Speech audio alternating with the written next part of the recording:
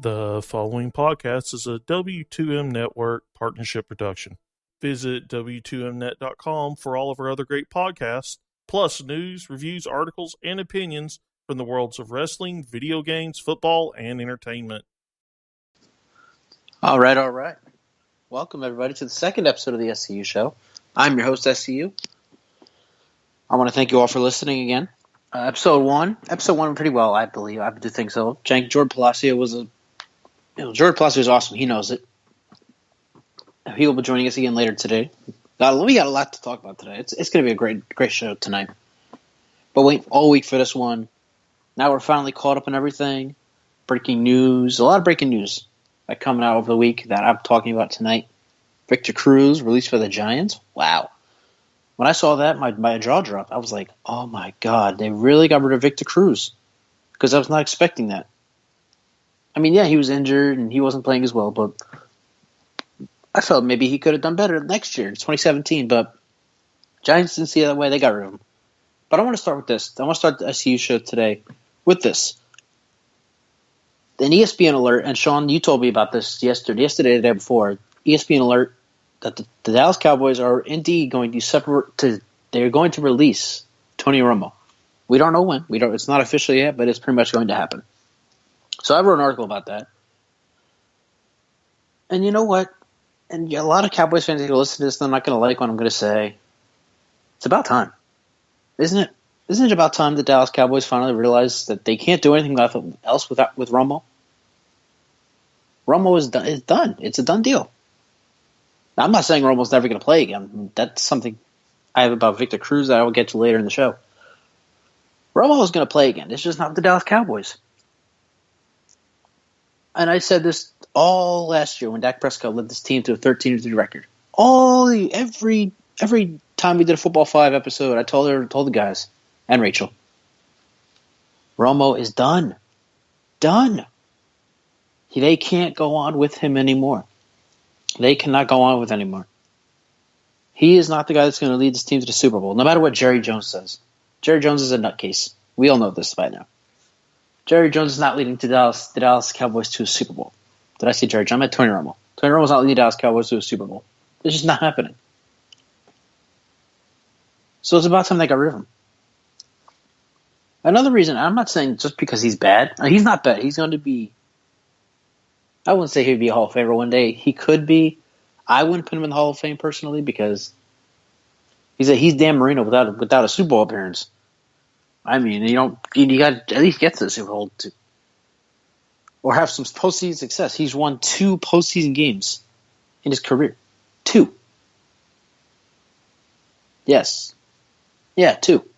And one was a controversial win over Detroit Lions 2014, 2015. So Tony Romo, it's about time. I mean, he set Cowboy records, beat Roger Staubach's records, Troy Aikman's records. That's all fine and dandy.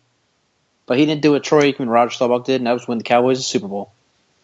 Oh, well, no Cowboys won a Super Bowl for the Cowboys in 22 years now. Yeah, but none of them were as good as Romo. That's why everyone was saying that maybe we should keep Romo. We should keep him. That scramble in Seattle preseason week 3, that was the icing on the cake. Time for Romo to go. At least if you ask me, that was it. It is time for Romo to go. No more Romo. Best of luck to him in the future, though. You know, I'm a fan of Tony Romo's. I like how he plays. He's a great player. He's just not successful in December and January. And that's what the team needs. That's what they got in Dak Prescott. He is now the franchise quarterback for the Dallas Cowboys. We'll talk later about that. How I believe that Dak and the Cowboys can make the Super Bowl next year. They're one of 3 teams, actually, that can represent the NFC in the Super Bowl. Because let's face it, ladies and gentlemen, there's one team that will represent the AFC for the next 35 years, and that's the Patriots. The biggest competition the Patriots have is the Raiders, and Derek Carr doesn't stand a chance against Tom Brady, especially in the AFC title game in Foxborough. There's no way Derek Carr beats Tom Brady in Foxborough. I don't even know if there's a way Derek Carr beats Tom Brady in Oakland. be honest. But let's stick with Romo here. He's been injured. He has played. He has started 3 games, maybe 4 games the past 2 seasons. Why did they keep him after last year? I mean, I get that they thought maybe he'd come back, but there was always that chance. We all knew this as Cowboys fans, as journalists, as experts, whatever you want to call yourself. We all knew that this was going to happen. This could happen. That Romo could get injured again, and that would be it for him. Jerry Jones, being Jerry Jones, took the risk and kept Romo for the 2016 season. Now they're getting rid of him. A smart choice by the Cowboys. Jerry Jones has been doing a lot of smart things. He hasn't done a lot of smart things since 1995, but he's done 3 smart things now since last April. Drafted Zeke Elliott, 4th overall. Took Dak Prescott, even though he didn't want him. He got rid of Tony Romo. Saved the team money. I mean, he's always injured. Why are you going to pay a guy to sit on the bench? Right? No reason to keep him on the bench. No reason to pay him these millions of dollars when he's just going to sit on the bench and watch Dak Prescott take his job away. Romo himself even said Dak Prescott, quote, has earned the right to be the Cowboys starting quarterback. Romo wants to start. He's not going to do it in Dallas. So that's it for him there. So his time in Dallas is done. We don't know when he'll be released, but he will be released. So now the question lies, and I know, and I said, he's not going to be released. He's not going to retire. He's not going to not get signed. He's going to get signed. Question is, who should sign him? If you ask me, there are now 2 teams that could ideally sign Tony Romo. That would be a good fit for Romo. First one's the New York Jets. Now the Jets, they were terrible last year. They finished 4-12. Ryan Fitzpatrick was not the same quarterback he was in 2015. But he also didn't have Eric Decker all season. The Jets succeeded in 2015 because of Eric Decker, not because of Ryan Fitzpatrick. You'll have Eric Decker coming back to the Jets in 2017. You'll have Eric Decker. You'll have Brandon Marshall, who will probably have a really good season. I'm not sure about the Jets running back game,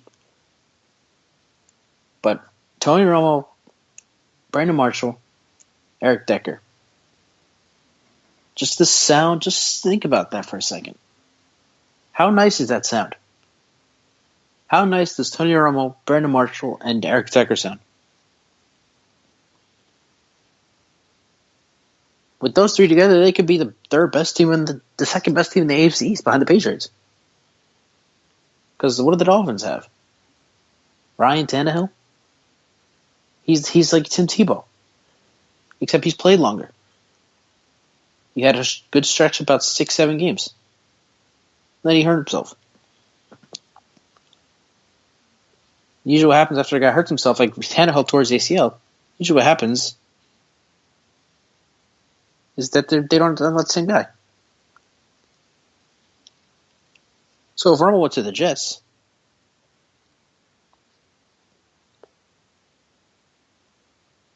they could be a pretty good team. They could look like a pretty good team depending on who their running backs are. I don't know who the running backs are. I don't pay attention to the Jets. I'm not a Jets guy. I'm not a Jets fan. Whatever.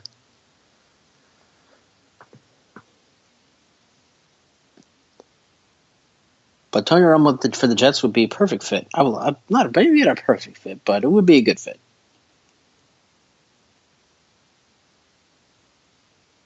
And the second team that I think that that Romo could be a good fit for is the Denver Broncos. I mean, he wants to go to Denver. John Elway has the money to bring him to Denver. Plus, he has 2 good receivers. They're not great receivers. They're good.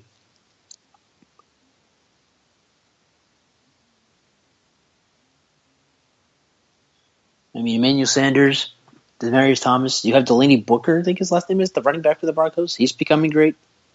CJ Anderson will be back.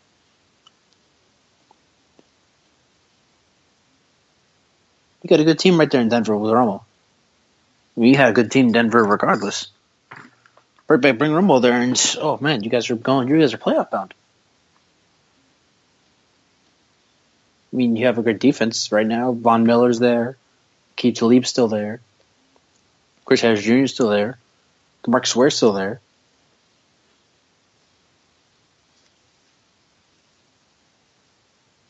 So Denver will be another good fit.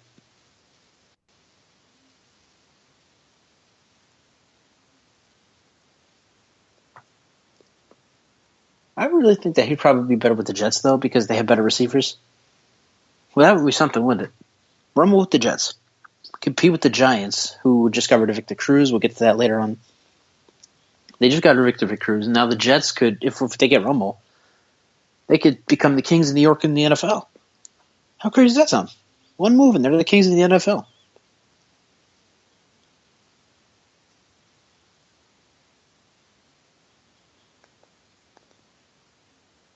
Now they're not going to be Kings of the AFC East because they'll still have to face Tom Brady twice a year. But they're gonna be pretty good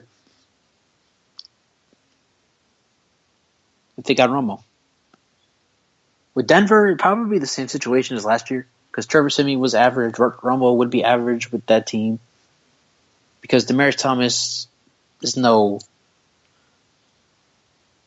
Des Bryant. Emmanuel Sanders is no Cole Beasley.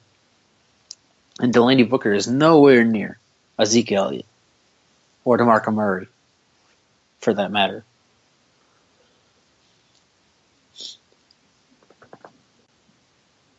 But the other question here.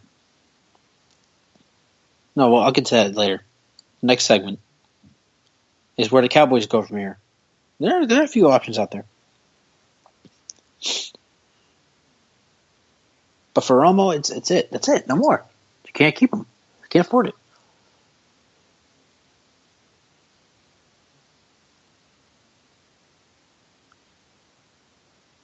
It's not worth the money to keep Romo on the bench. You know, he had a great career in Dallas, but it's time to move on. That's all.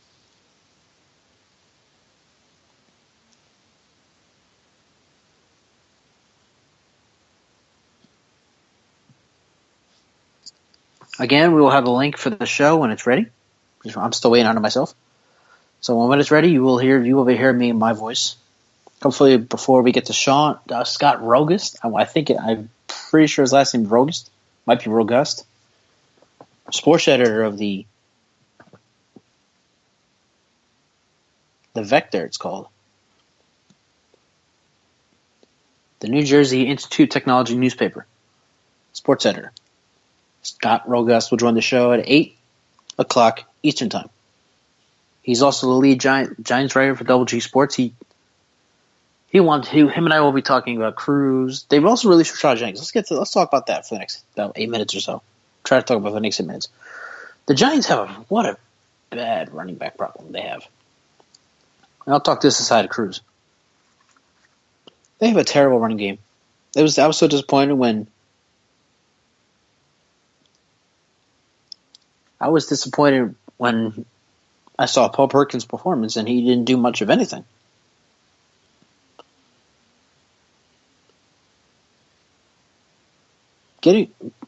Rashad Jennings was their man. He was their guy. For the Giants, I don't know.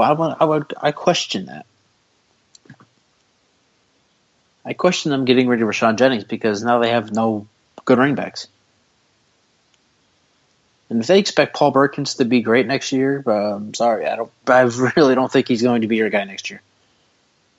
So when April comes around, the Giants will have to look at the draft. And the first thing we'll have to think of, running back. We need a running back. You have the receivers. You have the defense. You obviously have Eli Manning. But you don't have the running back. And that may be the one keeping you away from around the playoffs again. In 2007, they had Brandon Jacobs. 2011, Ahmad Bradshaw. Now they don't have anybody. They don't have a running back. That's one reason why they didn't make a run in the playoffs this year. There's another reason, but Scott Rogust and I will talk about that when he comes on at 8 o'clock.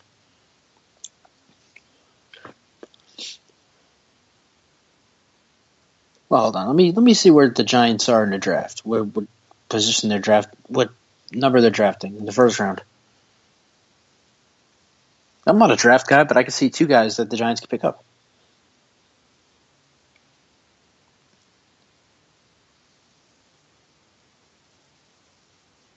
The Giants are 23rd. The 23rd overall pick in the draft goes to the New York Giants. Now, I don't really know if a running back will be picked in the first 22 picks. It's possible. At least one. But there's two running backs. One, really, that I think the Giants could go for, and that would be a perfect fit for them. We'll start with Leonard Fournette. Let's put him out there. I'm not a fan of Leonard Fournette. I think he's overrated. But a lot of experts like Leonard Fournette. Why? I don't know. I guess because he knows how to make moves. He can find holes, whatever. I don't like him. I think that he's slow. I think he's not a guy that'll break through. He's not Ezekiel Elliott. He doesn't have that speed. He's the guy that runs right into the middle of the pile.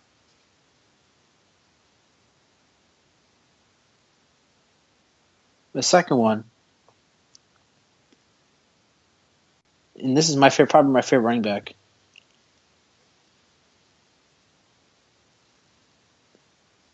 Dalvin Cook out of Florida State.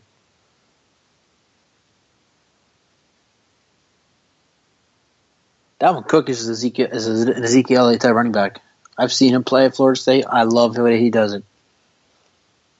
Now, I'm not saying the Giants, he'd be the perfect fit for the Giants, but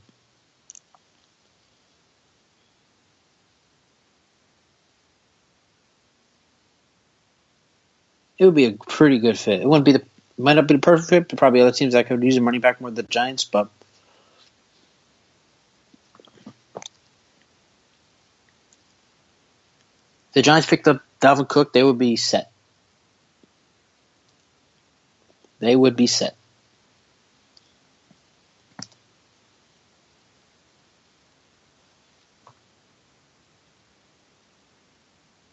So the big story, ESPN Alert, Sean, our producer, told us about this yesterday in our W2Mnet.com group chat.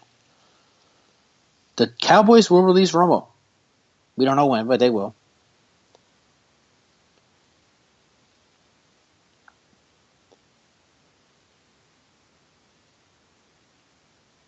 And I think that the Cardinals or the Jets would be a perfect fit for him.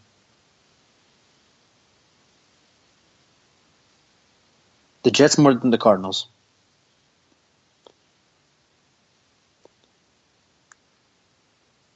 I think the Jets would be a better fit than Arizona, but if he does go to Denver, I'm sorry. There was the possibility you go to Arizona. But then Carson Palmer announced he was going back to Arizona for the 2017 season.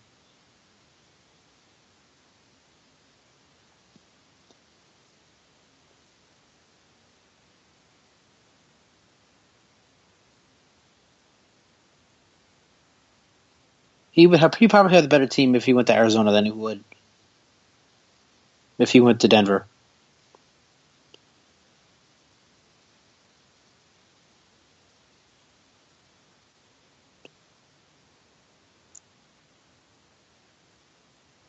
He would probably be better off in New York.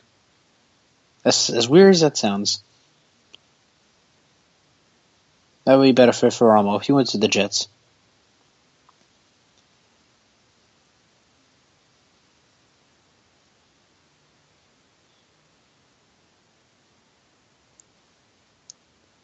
I don't know whose running backs are. But the Jets running backs are. I know they don't have Chris Ivory anymore. I know that much.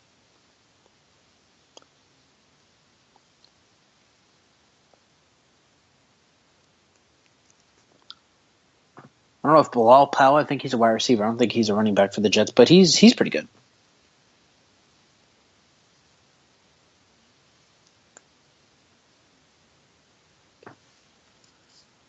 I'm feeling the Jets are pretty good next year. The Bills are going downhill. They got rid of Tyrod Taylor, or they're going to release Tyrod Taylor. I believe they will.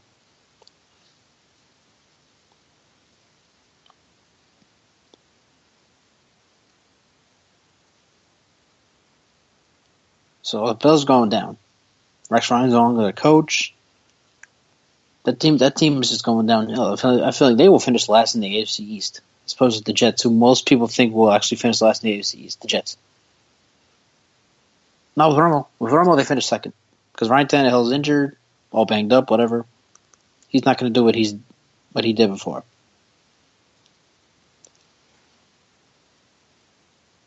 So we now have the link is live. We are live. The SCU show is live. We have the link out on social media, on Twitter at the SCU show. I'm at Running Fanatic 2. Scott Rogust, or Rogust, I don't know how to say his last name, sports senator of the NJIT student newspaper, The Vector, and lead Giants writer of WC Sports, join us at 8 o'clock. Joran Palacio, my man. Joran Palacio will be on this at 8:40. We'll talk about his Cardinals and some other stuff. Coming up next, though, if you missed, you all missed this, so you have to listen to it later on the podcast when I'm done, or tomorrow, whichever. Romo's going to be released, and I already told you what I think he goes next. He goes from here. But where does Dallas go from here? That next SCU show.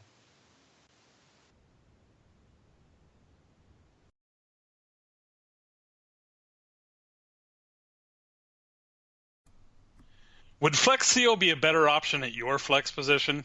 Do you need a sham wow to clean up the mess you make after your quarterback throws another interception?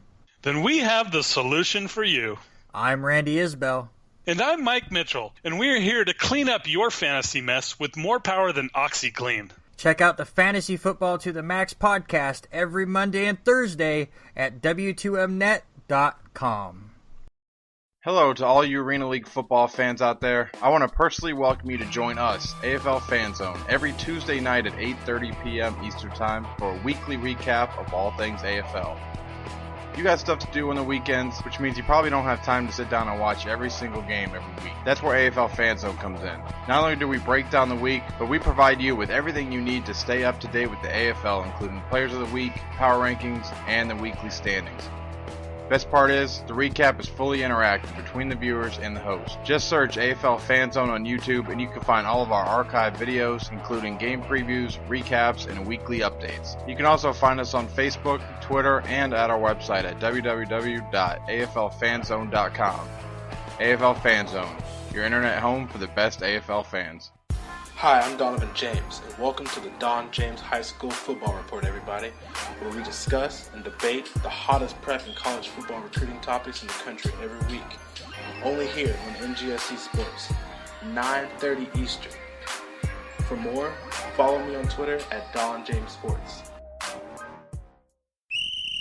It's game time, boys, and we know football. Football the Max is the podcast for you if you want in-depth analysis over the NFL and college football. We preview all the action coming your way over the weekend. And we break down all the big action after it's happened. Plus, we tackle all the big news topics and discuss everything when it comes to the gridiron. So come check out Football to the Max every Tuesday morning and Friday morning on the W2M network. Are you an arena football fan looking for the latest news involving your team? Inside the Arena has you covered. Check us out for the latest news around both the Arena Football League and the Chinese Arena Football League. Read all of our stellar articles at InsideTheArena.org. Also, follow us on Twitter at Inside_Arena and like us on Facebook at Facebook.com/InsideTheArena. Alright, so if you're just tuning to the show right now, Scott Rogust, sports editor of the NJIT student newspaper, The Vector, will join us at 8, Joran Palacio at 8:40, and the Cowboys are getting rid of Romo. They're releasing Romo. As per an ESPN alert from my producer, Sean Garmer, announced it. He told my group yesterday. So if you missed the first segment, I talked about how Romo should go. I believe the Jets would be the perfect fit for him. Denver would be not a close second, but a second. I feel like Romo would do much better in New York than he would in Denver because he has a better team around him. So let's just assume Romo's gone. So let's look at the Cowboys roster, the quarterback roster now. Dak Prescott, obviously, he'll start years to come. Oh, Mark Sanchez is our backup. And then we have Kellen Moore. Ooh. Wow. That's not good. That's not good at all. And someone told me yesterday that I can't just base Mark Sanchez's career off of the butt fumble that occurred Thanksgiving Day 2011. You can't just go off of that, right? Can I go off the fact that Mark Sanchez took a 6-2 Eagles team? I led them to 4 losses in the last 8 games this playoffs. There's that. You cannot tell me that Mark Sanchez is a terrible quarterback. He is. He went to 2 consecutive AC title games. Who cares? Look at him now. Washed up. Done.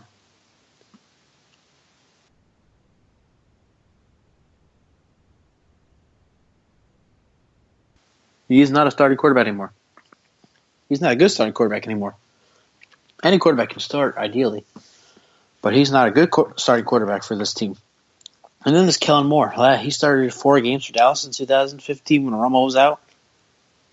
Yeah, he didn't do so either. And that was disappointing for me. I loved Kellen Moore coming out of Boise State. I felt like he could do great things in the NFL. Yeah, he hasn't done such great things. He broke his leg. He missed all of last season. So he'll be coming back. Maybe, possibly, I doubt it, but maybe he could be the next great. And I'm knocking on wood here. If Dak Prescott somehow gets injured and misses the season like Romo has, I prefer Kellen Moore any day. Over Mark Sanchez, at least. But I still don't want Kellen Moore starting for my team. I don't. Kellen Moore lost to a bad Jets team. He threw 4 interceptions that game. I believe it was only 58 yards and 4 interceptions. If you do that against the Jets in 2015, you have a problem.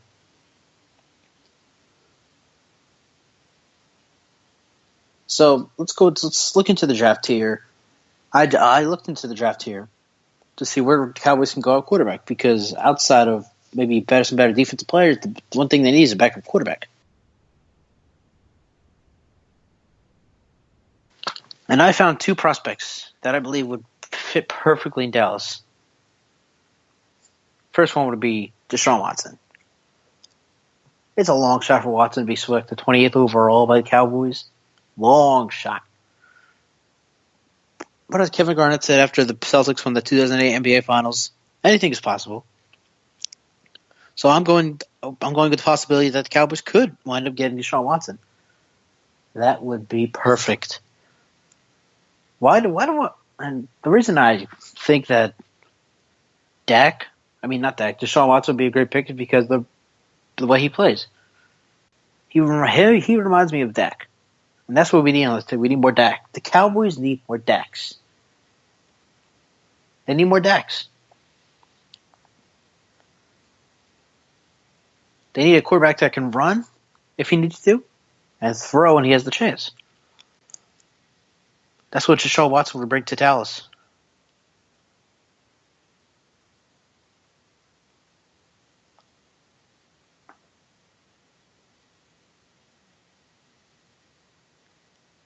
So there's that. And here's one. I wish I could have VF Castro from Wreck and Red on from Fanside on this for this. Patrick Mahomes III at Texas Tech. He's probably projected to be a 3rd-round pick or 2nd-round pick. Again, I'm not a big draft guy, so I don't know. Patrick Mahomes is a good fit for the Cowboys. For the Cowboys, yeah. He also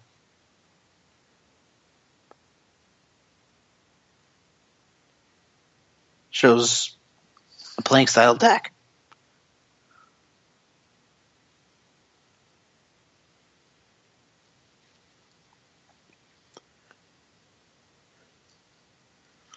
And a lot of people will be surprised from me saying this. I would prefer Patrick Mahomes third over Deshaun Watson. I feel Mahomes would be a better quarterback than Watson would. Just by stats.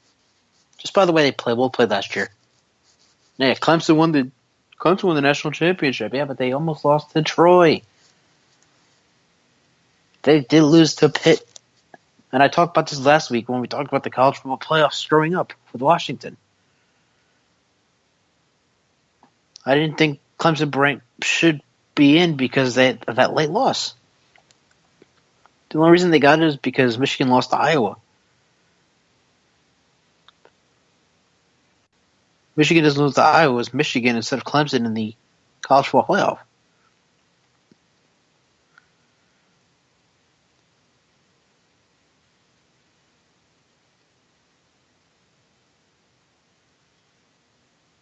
But yeah, Patrick Mahomes the third would probably be a better fit than Deshaun Watson because I'm a big stats guy.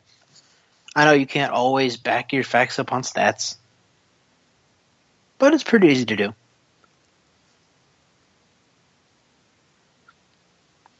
It's actually pretty easy to do. Mahomes threw for 5,052 yards. 45 touchdowns.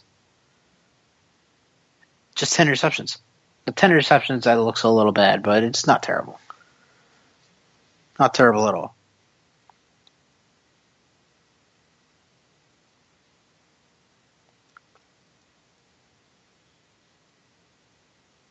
And then, again, the reason I think Mahomes belongs is because of the way he plays. He plays like Dak. Dak's a pretty good rusher.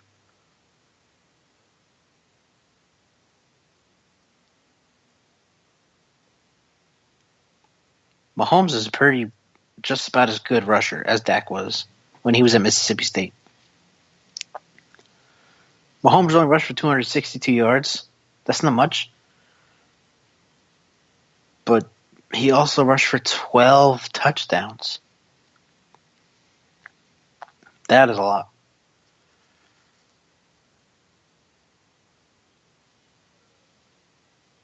12 touchdown runs by a quarterback.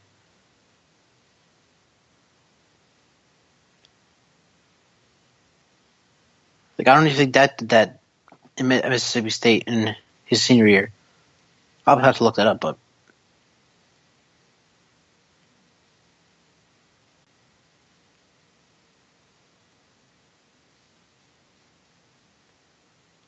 so it would be Deshaun Watson. Would be Patrick Mahomes would be my first choice as Dak's backup.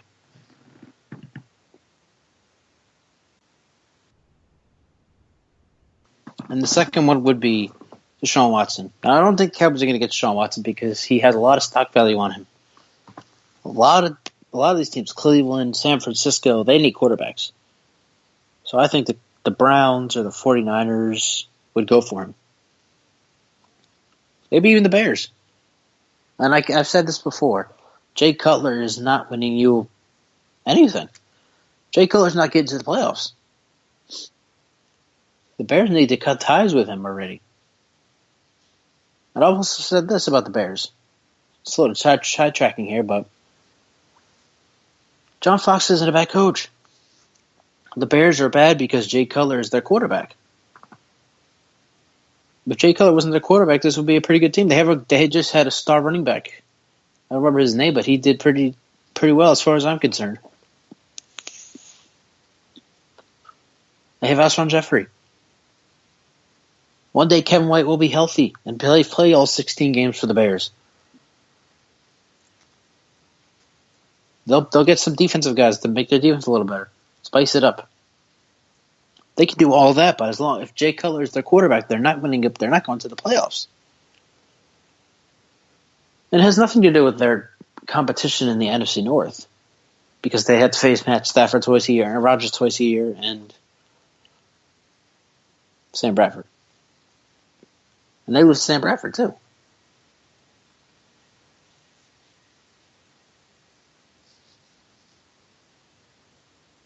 Deshaun Watson, I wrote an article about this for last one on ProFootball.com. Deshaun Watson would be a great fit for Chicago.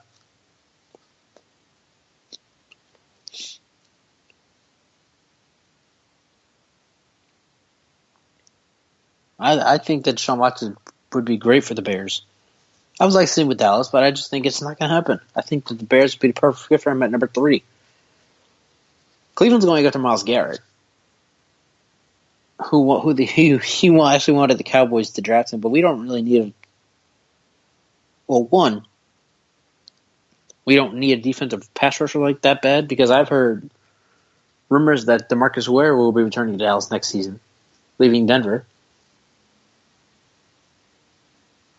Plus, if any bringing fit in broke, no fix it. Our defense is pretty good last year. Let's not ruin anything.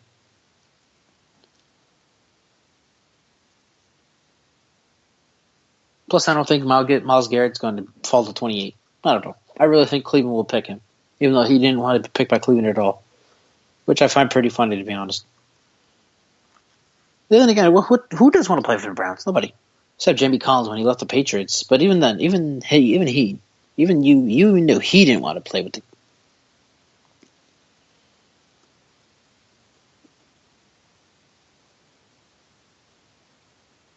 You knew even he didn't want to go to the Browns, even though he said it's more like family. Yeah, but that's the problem. When you build chemistry with somebody, feelings get in the way. And then things happen, and you're like, oh, don't worry about it, and then things fall apart. That's why 50% of marriages fail. Chemistry issues. Something goes wrong, you try and just push it away. You can't do that. That's why I like the Patriots. You gotta run things like a business. You run things like a business, you're gonna be more successful. But we're being way off track here. Patrick Mahomes, Deshaun Watson, great fit for Dallas. Mahomes better than Watson. Mahomes more ideal for Watson than Watson. Because Sean Watson's going to probably be the number 1 rated quarterback come April when the draft comes around. I believe it's in Philadelphia this year. I'm not even sure about that. It's either in Philadelphia or New York City. Or Chicago. Maybe it's in Chicago this year, I think. But yeah, Mark Sanchez? No.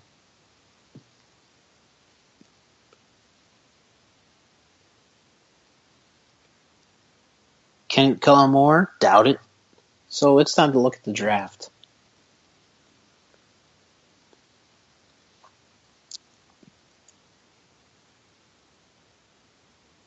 Time to move on. And once we draft our quarterbacks, it's time to get rid of Mark Sanchez before we get to Kellen Moore.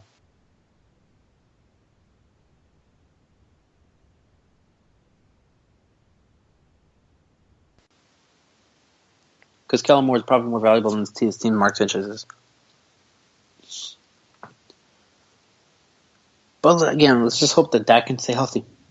That's what I'm hoping for. That's what all Cowboys fans hope for, is that Dak Prescott can stay healthy. Him and Zeke Elliott. Those two on the team, we're going back to the playoffs. We could be in the Super Bowl next year.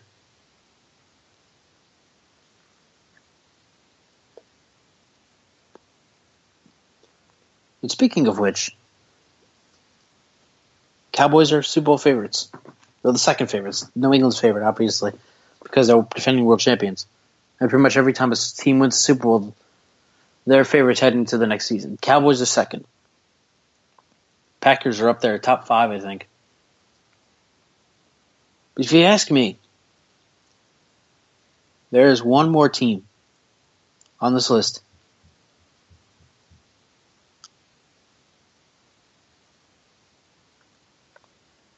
There's other team in the NFC. Maybe 2 more. There's at least one more team that can compete with Dallas and Green Bay for the NFC title next year. What team might that be? I'll tell you next. SCU show.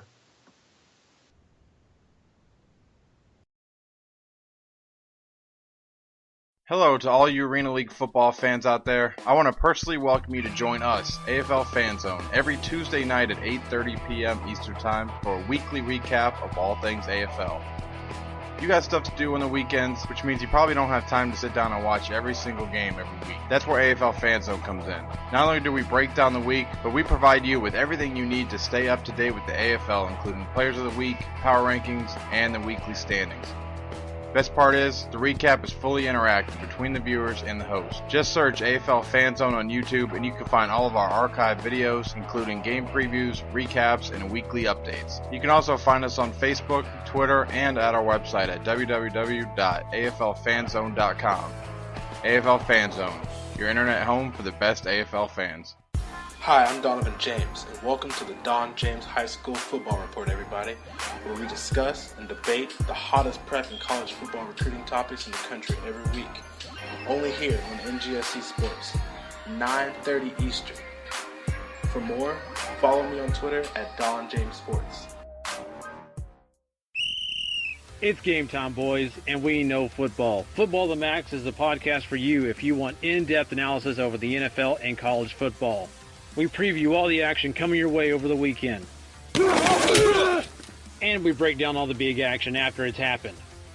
Plus, we tackle all the big news topics and discuss everything when it comes to the gridiron. So come check out Football to the Max every Tuesday morning and Friday morning on the W2M network. Are you an arena football fan looking for the latest news involving your team? Inside the Arena has you covered. Check us out for the latest news around both the Arena Football League and the Chinese Arena Football League. Read all of our stellar articles at InsideTheArena.org.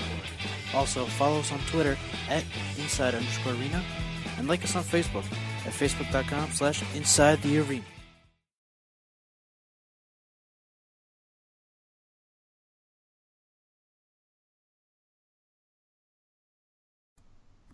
Would Flex CO be a better option at your flex position? Do you need a sham wow to clean up the mess you make after your quarterback throws another interception? Then we have the solution for you.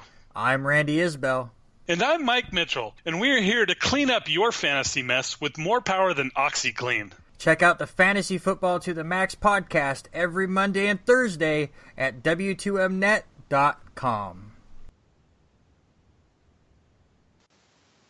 All right, welcome back. So, sticking with football, NFL talk here. Scott Rogust, in about 20 minutes. Everyone knows the Cowboys and Packers are probably going to be the two favorites to represent the NFC in the Super Bowl next year. Super Bowl 42 will be played in Minnesota, February 4th, 2018. Dallas was the favorite last year after going 13-30 behind rookies Dak Prescott and Ezekiel Elliott. But then the Packers came to town and beat them with the last-second field goal. Heartbreaking loss, just like in 2007, just like in 2009, just like in 2015. It seems the Cowboys have pretty bad luck in the NFC divisional round. But everyone's talking about the Cowboys, everyone's talking about the Packers, but they're not talking about the Seahawks.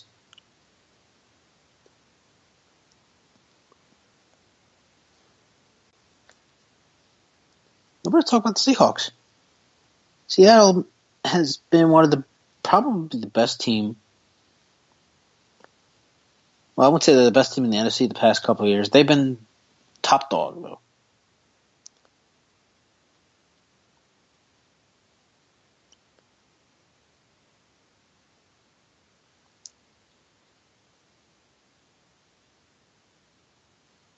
The Seahawks have been top dog the past couple of years.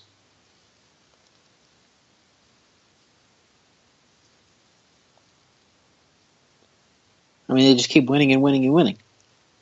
Oh, but they got a weak division. It doesn't matter about the division. Forget the division. Yeah, they have a weak division. I mean, last year, 2 years ago, the Cardinals went to the NFC title game. So Seattle had to compete with Arizona 2 years ago. They wound up falling to the Panthers. We'll get to that in a sec, though. We'll get to that in 1 second. San Francisco's not a competitor. The Rams aren't a competitor behind. Well, aside from Robert Quinn and there's one more defensive guy, but other than that, and Todd Gurley, he had an off year. There's not much competition in the NFC West for the Seahawks right now. But look what they've done, though, in the playoffs. Since 2013. Since 2012. Let's go back to the first time the first year of Russell Wilson's career.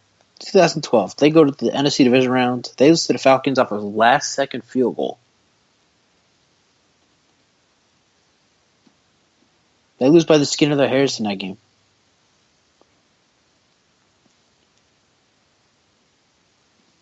They barely lost. 2013, they overcame a 16-0 deficit to beat the Packers.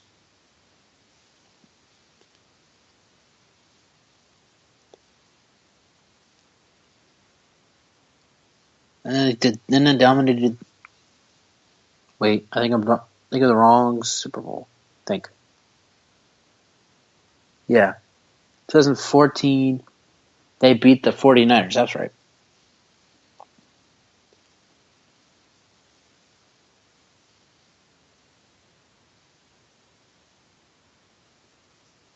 They dominated everyone thought the Broncos that year were the best team in NFL history. Peyton Manning threw 55 touchdowns. They scored record points on offense. And then they get their asses handed to them by the Seahawks in Super Bowl 48.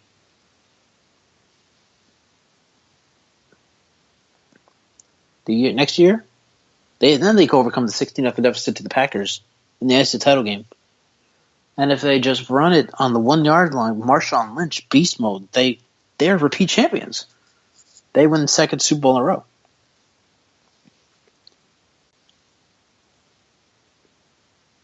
2015, they almost came back to beat the 15-1 dominant Panthers in Carolina. A few things didn't go their way. They couldn't win the game.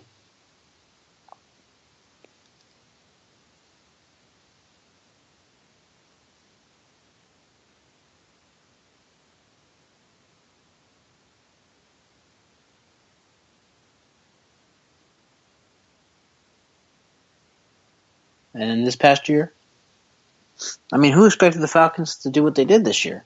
I didn't. I knew Matt Ryan was good. I knew Julio Jones was good. I knew Devontae Freeman was good. But me and my Football 5 crew talked about this earlier this season. We didn't buy the Falcons after what happened the year before. We didn't buy them. The Falcons started 5-1, 6-1. They went 8-8, missed playoffs. I didn't buy them. Nobody thought they were going to do this good. Nobody thought they're going to destroy everybody in the NFC en route to the Super Bowl. It's a big surprise to everybody. The Seahawks ran into a surprise and weren't ready for it.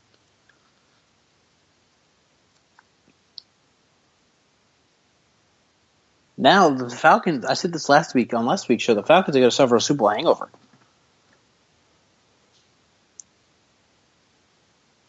So they're out. Philadelphia may make a run if they make the playoffs, but they have to go up against the Giants, the Cowboys, and Kirk Cousins and the Redskins. And Carson Wentz from being this wonderful rookie quarterback to pretty much a bust. I would like to call it a bust. So they're good with that.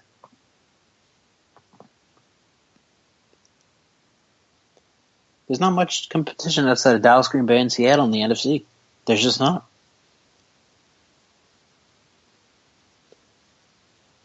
Now, a lot of people, somebody might be listening to this show. I don't actually know. Or listening to the podcast. And they're asking themselves, but what about beating those teams? Can they beat the Packers? Can they beat the Cowboys? Yeah, they can. They could beat the Packers. Let's start with that. Let's talk with the Packers. They could beat the Packers. If you stop Jordy Nelson, who does Aaron Rodgers have to throw to? James Jones? He's gone, I believe. There's Devontae Adams. There's a 50-50 chance he doesn't shine like he did last year. There's a 50-50 chance of that.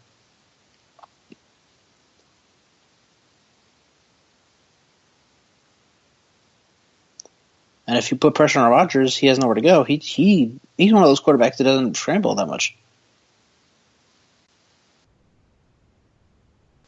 He just slides down and takes a sack. So if you cover Nelson, you put some pressure on Rodgers, Seahawks beat the Packers like that.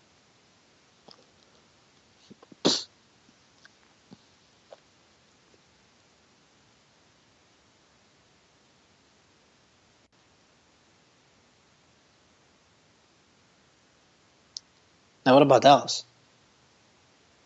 Well, we haven't seen Russell Wilson play Dak Prescott yet, but we've seen Russell Wilson play the Dallas defense. He tore them apart several times. The last time the Cowboys beat the Seahawks is when we had DeMarco Murray.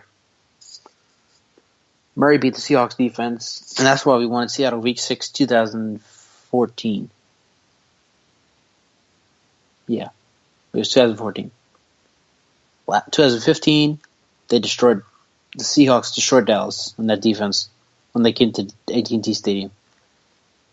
Mind you, they were playing Matt Castle, and he did throw 5 interceptions, and they lost by 1. But Russell Wilson had a pretty good game. He dominated the Dallas defense. Thomas Rawls, can the Cowboys have a good run defense like they did last year? Maybe. Thomas Rawls will probably have a good year in 2017. He's progressing with the Seattle Seahawks.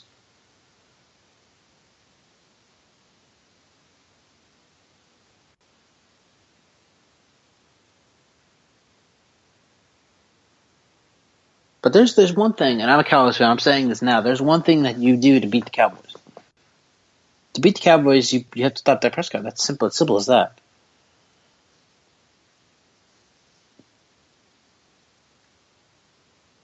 The Giants did that last year. They stopped him twice. Now, mind you, the Cowboys probably would have won the first game against the Giants had Terrence Williams stepped out of bounds. But that second game, Sunday night in New York, Dak had a 14.2 quarterback rating. 14.2. You can't make this stuff up, ladies and gentlemen. 14.2. And then the Seattle defense is much better than the Giants defense. So let's put that to bed right now. So just imagine what the Seahawks defense could do to Dak after seeing what the Giants defense did to Dak. Look out, folks. Seattle could make a run. Don't sleep on them.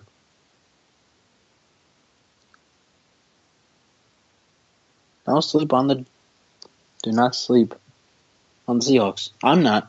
I'm a Cowboys fan. I believe that we will see them at AT&T Stadium for the NFC title game in January 2018. I believe that the Seahawks will play the Cowboys for the NFC title. I do. I believe it. I believe it will happen. So there's that. Let's get to this news now about Victor Cruz. And Scott Rogust will join us in about 9 minutes to talk about it. The Giants released Victor Cruz, and this comes as a shock to most Giants fans because Victor Cruz injured. He's not the same. He hasn't been the same since he tore his ACL in 2014. He's not the same running wide receiver. When the Giants won the Super Bowl in 2011, he was the team's MVP. Showed great things in 2012 and 2013, and they tore his ACL. Missed all of 2015, and last year, that was the icing on the cake was last year.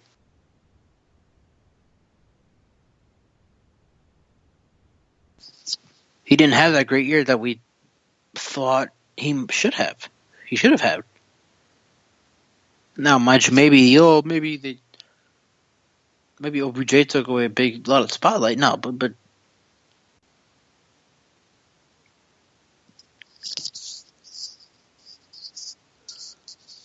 Victor Cruz is still a great receiver.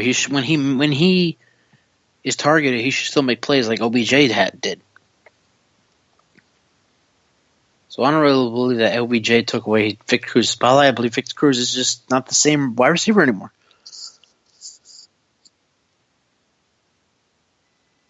Now, I said that, Romo got injured a lot. But I said that he's still going to play. Romo's still going to play. He's not done. The Jets will pick him up. Denver will pick him up. Sunday will pick him up. As far as Victor Cruz, though, when you tear ACL as a wide receiver, it's just not as easy to come back from. Obviously, Victor Cruz missed the entire 2015 season.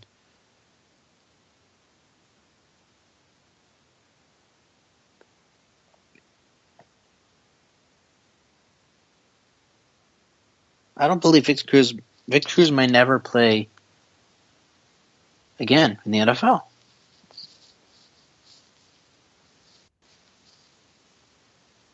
I don't know if he will. He might not. I really doubt he will.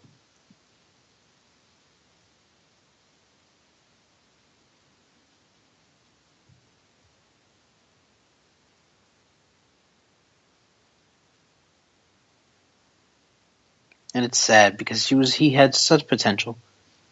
I mean, he showed that potential.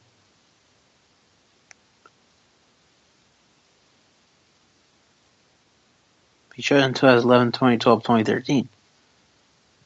Had he not torn his ACL in 2014, he'd be Hall of Fame consideration when he retires.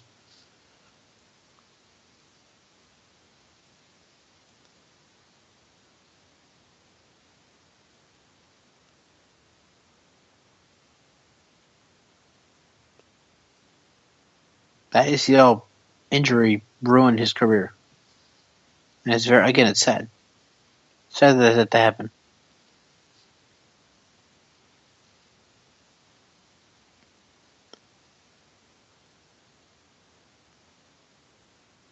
Maybe he'll come back from it.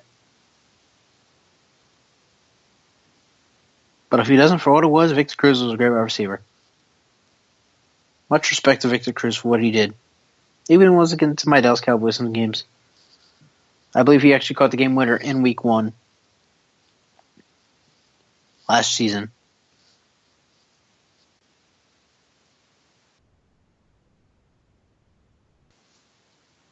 But yeah, Victor Cruz, I don't think he'll ever play again. And the ACL really ruined him. But as far as the Giants go, I mean, they'll be fine without him. They don't need Victor Cruz. Victor Cruz needed them. Victor Cruz needed the Giants. The Giants don't need him. Now, obviously, they proved that. They have Odell Beckham Jr. Oh, but OBJ is a big crybaby. Big whoop. Terrell Owens was a diva. Chad Johnson was a diva.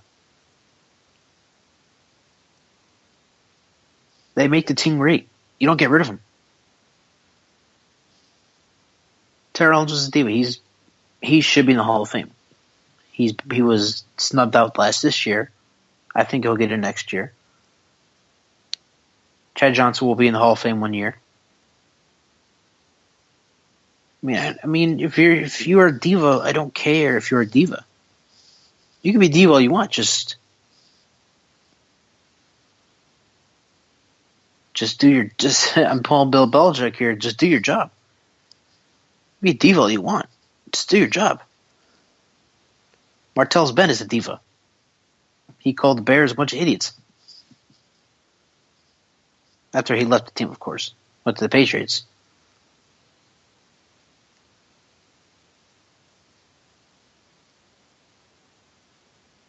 But he did his job in Super Bowl 51. When the Patriots were down, Martellus Bennett was not out.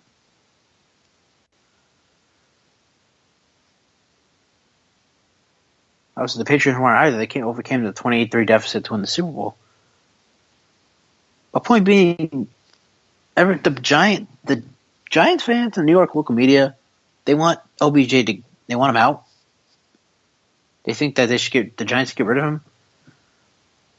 That would be a real dumb thing to do.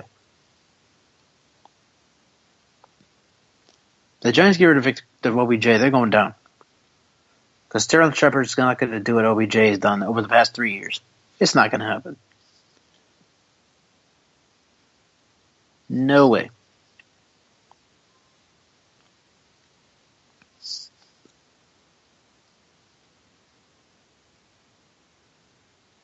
The Giants get rid of OBJ, they're going down. He is the reason their offense is so successful. Because obviously it's not Eli Manning. Because Eli Manning's shown he's not an elite quarterback. He has 2 Super Bowl titles, but they came the luckiest years of his career. And I mean luck. But we won't go into that.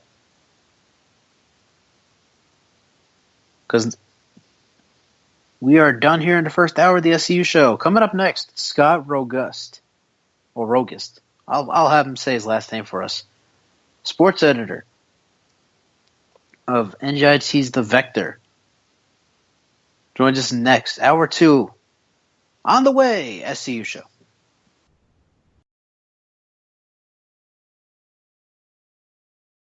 Hello to all you Arena League football fans out there. I want to personally welcome you to join us, AFL Fan Zone, every Tuesday night at 8:30 p.m. Eastern Time for a weekly recap of all things AFL. You got stuff to do on the weekends, which means you probably don't have time to sit down and watch every single game every week. That's where AFL Fan Zone comes in. Not only do we break down the week, but we provide you with everything you need to stay up to date with the AFL, including Players of the Week, Power Rankings, and the weekly standings. Best part is, the recap is fully interactive between the viewers and the host. Just search AFL Fan Zone on YouTube and you can find all of our archived videos, including game previews, recaps, and weekly updates. You can also find us on Facebook, Twitter, and at our website at www.aflfanzone.com. AFL Fan Zone, your internet home for the best AFL fans. Hi, I'm Donovan James, and welcome to the Don James High School Football Report, everybody, where we discuss and debate the hottest prep and college football recruiting topics in the country every week. Only here on NGSC Sports, 9:30 Eastern. For more, follow me on Twitter at Don James Sports. It's game time, boys, and we know football. Football to the Max is the podcast for you if you want in-depth analysis over the NFL and college football. We preview all the action coming your way over the weekend. And we break down all the big action after it's happened. Plus, we tackle all the big news topics and discuss everything when it comes to the gridiron.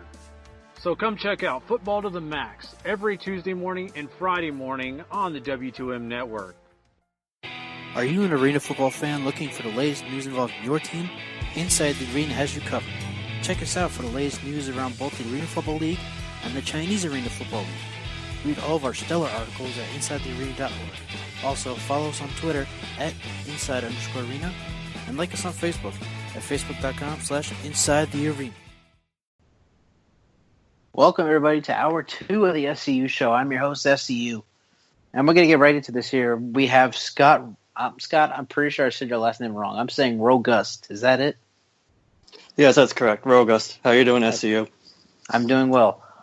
So, Scott Rogust, sports editor of NGIT's The Vector, joining us now. So, I want to start off with talking about Victor Cruz release.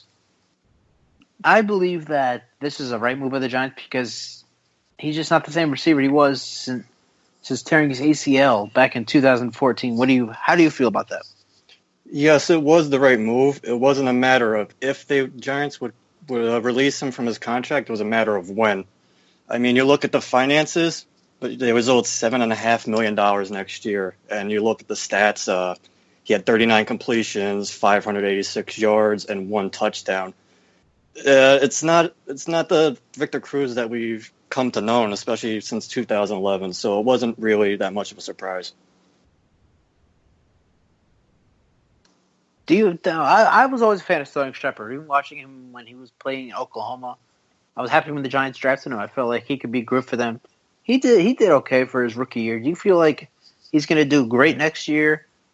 Probably better than Cruz has done? Or do you feel like he's going to suffer the sophomore slump? It's really a matter of, now with Cruz gone, now it's Beckham, Shepard, and, they also have Roger Lewis and Tavares King. So Shepard he's the number 2 receiver now. So he's sure to get some more coverage than he did this season when he came out of the slot. I'm sure Shepard will stay in the slot position next season. It really is just a matter of, just with Cruz not here. And you look at Shepard, he had 105 targets. Beckham had 169 targets.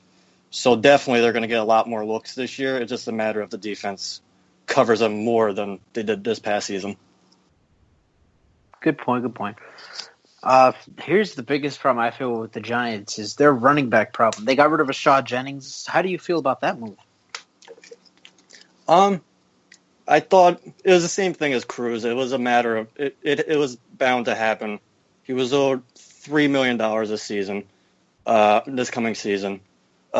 You could see he had 181 carries, 593 rushing yards, 3 touchdowns, and a 3.3 rushing average per game.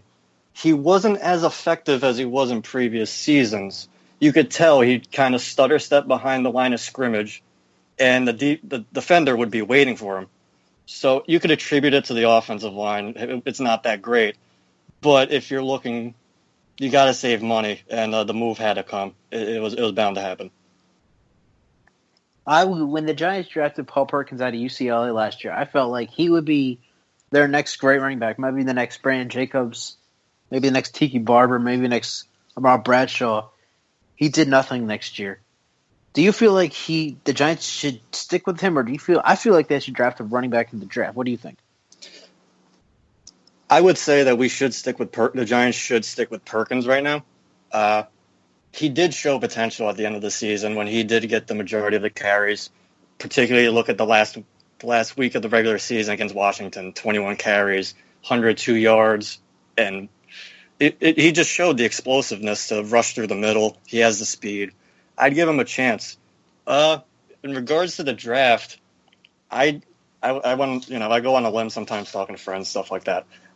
If Christian McCaffrey is there at the number 23 position, that's a sexy pick. I would take a chance on him, but it's a matter of if they could shore up the offensive line. If they sign some key free agents, then I'd definitely go for McCaffrey just as a insurance liability and a good 1-2 punch. Yeah, I do like McCaffrey, and I said earlier in the show, I actually like Dalvin Cook. I don't feel like Dalvin Cook will end up at 23, but if Fournette ends up at 23, I think the Giants skip over him. Who do you prefer? Just to say the Giants have to pick a running back, 23. If it's not Christian McCaffrey, would you pick Dalvin Cook or Leonard Fournette? Oh, so if choosing between Dalvin Cook and Leonard Fournette, Yeah.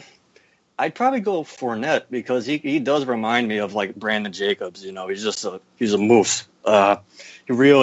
He just has that power. He just to bolster up to bulldoze his way through the defensive line. I'd probably go with him because you see Perkins, he's not essentially the biggest guy. Vereen isn't the biggest guy either. So you want that like they had in the past, the Earth, Wind, Fire with Brandon Jacobs, Ahmad Bradshaw, and Derek Ward. That worked. So I'd say I'd probably go with Fournette if he does fall there. All right, Scott Rogust, sports editor of the NJIT's The Vector and lead Giants writer for WGSports.com, joining us. I'm a Cowboys fan, so I didn't like the Giants last year to beat my Cowboys both games. And in that second game, that Sunday night game when Dak had a 14.2 quarterback rating, that defense was amazing. And they were amazing outside of OBJ and DRC. One guy I liked was Janoris Jenkins. Do you feel like your Giants defense can do the same thing next year that they did this year? I mean, if they keep all the key pieces, definitely they could still wreak havoc. Jenkins, he's proven to be he was definitely worth the contract. Analysts earlier this season saying that it was a questionable move, but you saw he held Dez. Like he actually was one catch, 18 yards, and then a fumble. I mean, very impressive. As long as if they could keep all the key pieces, I know DRC, he would probably have to take a pay cut. They were saying during the offseason, but with Cruz and Jennings off the salary cap, they could try to keep him. But we also have Hankins and Pierre-Paul as free agents right now, so they're going to have to use some of that money to try to keep the defensive line active as well. Yeah, I feel like if the Giants want to keep one guy, it's got to be Pierre-Paul because he's the face of that Giants defensive line. Right. Yeah, it's very true. I mean, we all know he had the fireworks accident. Yeah. He was a brunt of all jokes, and he was explosive this year. Like, he showed it. Like, that game against Cleveland, he was just ridiculous. It was a shame that he does have the injury bug. It's really. I said like he would, I would probably keep him, but Hankins is good too. He's just to bolster up the middle with along with Damon Harrison. You saw the running game sometimes was non-existent on the other team, so I'd probably lean more towards Pierre-Paul. And if we let Pierre-Paul walk, I'm sure. I just have that feeling Jerry Jones is going to be calling Pierre-Paul and offering him a contract because I could definitely see that happening. But I definitely try to keep. Yeah, go ahead. No, I said if they do let him walk, I'm pretty sure the Cowboys will be the first one calling Pierre-Paul. As a Cowboys fan, I would love to have Pierre-Paul on my team, especially because our defense was good last year, but we need to keep it good. Getting Pierre-Paul, and I've heard rumors that DeMarcus Ware will be returning to Dallas next season. I love those moves by Dallas. But we're sticking with the Giants here. Yep. The Miami trip. Oh, when boy. you first found out about that, and here you go, your reactions already. How did you feel about that? I mean, at first, McAdoo said Monday's our mandatory day off. So, I figured, it's a day off. They're celebrating. At first, as long as they stick to practicing, stuff like that, they should be good to go against Green Bay. But then you saw the first round against Green Bay. That's right. Beckham with three key drops, one of them in the end zone. They were like gimme passes that he normally catches. He pulls in. It does show that trip did have an effect on it. I'm sure that they'll use this as a learning method if they make the playoffs next season, which is entirely possible. They should just stick to practice, stick to the jug machine, just keep practicing. And you could worry about vacation after the playoffs. Oh, I agree 100% with that. There's a time for work and there's a time for play. And right before the playoffs is not a time for play. So I said before you came on that there are three teams that I feel like they could compete in the NFC, because there's one team that competes in the AFC, and that's New England. The best team besides New England in the AFC is Oakland, and they're not winning the AFC title game at Foxborough. Maybe not even in Oakland. But with the NFC, it's the Cowboys, Packers, and I felt the Seahawks could be up in that picture too. How much confidence do you have in your Giants that they could return to the Super Bowl next year? I mean, like I said before, the defense is the key. Defense does win championships. I mean, look what New England did. So true. Mm-hmm. That's the main key. If they keep all the key pieces together, they use last season as a lesson. They'll definitely use it as motivation, and it could definitely happen. I could definitely see them making a run next year as long as they keep the defense together. The offense clicks on all cylinders. The receivers catch the ball, and Eli doesn't throw interceptions. They should be good. They should be fine. I could agree with that. Do you think the Giants could beat out the Cowboys for the NFC East title next year? That's a tough call. I mean, Cowboys were really impressive this year. I mean, Elliott and Dak. That is a really tough question. I don't know. I think this coming season, all the other teams in the NFL are definitely going to study the Cowboys, study Dak, study Elliott. I don't know if there will be a sophomore slump for them. I hope not. Yeah, it's a really tough call. I think they can stay up there in the standings. And if the defense is key. If the Giants' defense is if it's as smoldering as it was last season, then they can definitely win the division. That's true. Defense keeps the Giants, definitely. So over the course of the season, there was a big problem with OBJ. It wasn't just that Packers game. It wasn't just the Miami trip. There was the net situation where he hit the net and the net hit him back. Yeah. I believe he started crying on Monday night in Minnesota. Do you feel like OBJ has a problem? He is a very emotional player, like a lot of the wide receivers are in the NFL. He does have to keep his emotions in check because you can tell it does get to him. Or the opposing defense cornerbacks, they know if they just harass him, just trash talk to him, it's going to get to him, and he's going to do some things like look at Josh Norman, that situation. And, after the playoffs, he punched the wall in Lambeau Field. he's got to keep his emotions in check. And you saw even Jerry Reese and McAdoo says he's got to learn to grow up.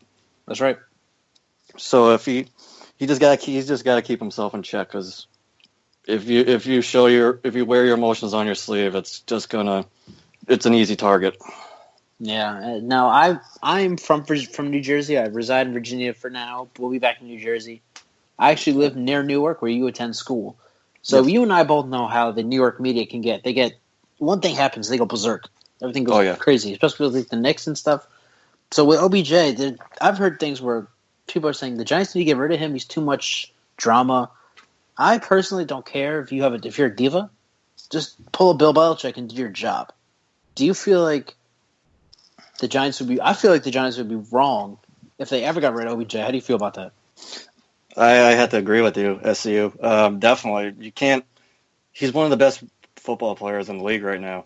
I mean, he's right up there with Antonio Brown, Julio Jones. Oh yes. You just gotta. The Giants just have to learn how to calm him down.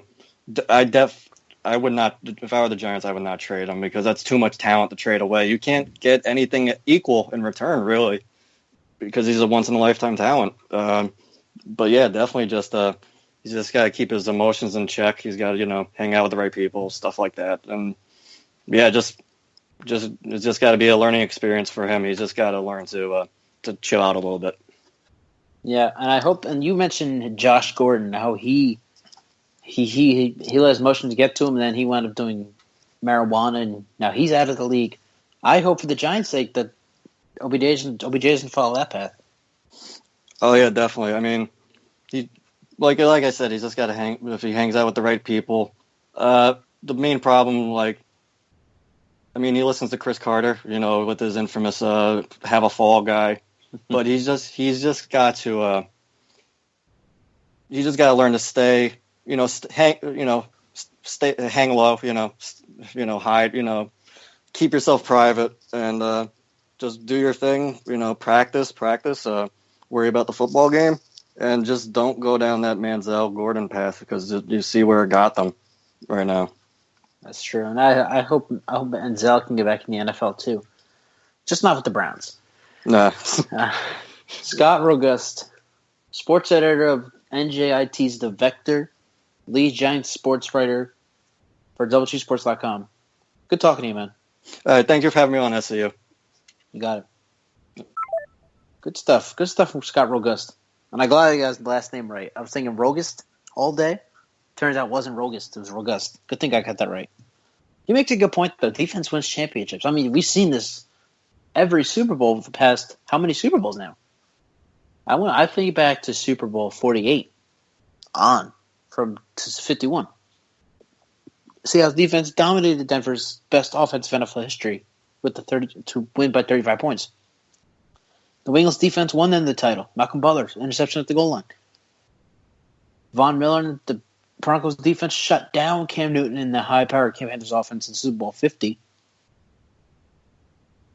And while I don't believe the Patriots defense did all that well, even when they come back, the key play for the Patriots' comeback was that fumble from Dante Hightower that hit on Matt Ryan that made him fumble the ball from Dante Hightower. That was the key to getting the Patriots back into the game. After that, the Falcons pretty much just ruined themselves. Especially on that last drive, about 4 minutes left, and they got themselves to a 4th and 33 and had to punt. That was all on them. All on them. But he's right. Scott agrees with me. Getting rid of OBJ would be the worst thing the Giants do. Giants should not be getting rid of OBJ. If they do that, they're digging themselves a hole they will not be able to get themselves out of. Big hole. Big hole.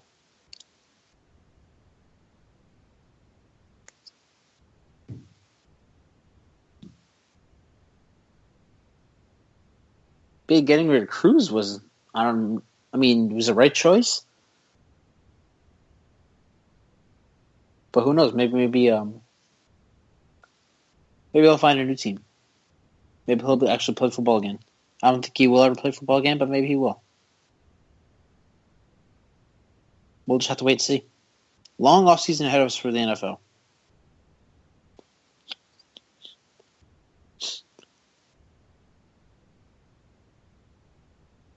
All right, coming up next. I think we're going to get into a little NBA here. So we'll be right back. SCU Show.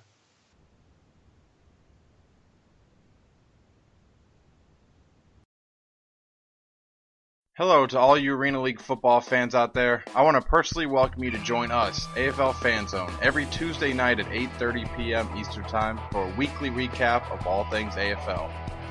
You got stuff to do on the weekends, which means you probably don't have time to sit down and watch every single game every week. That's where AFL Fan Zone comes in.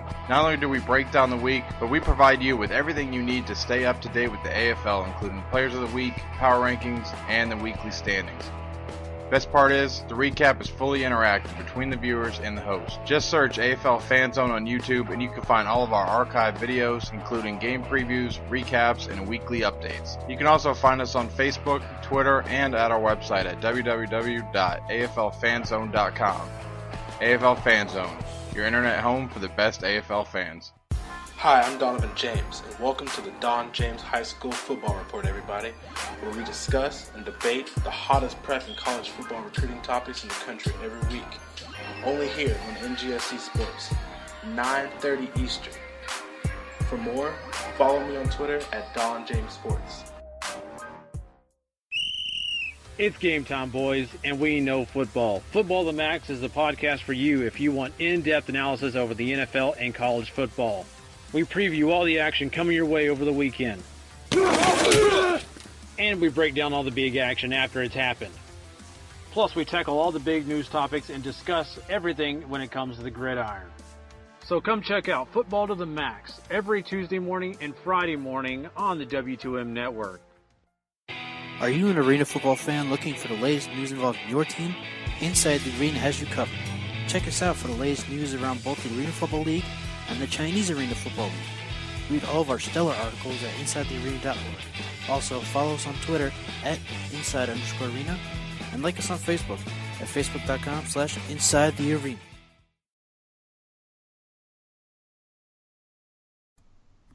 Would Flex CO be a better option at your flex position? Do you need a sham wow to clean up the mess you make after your quarterback throws another interception? Then we have the solution for you. I'm Randy Isbell.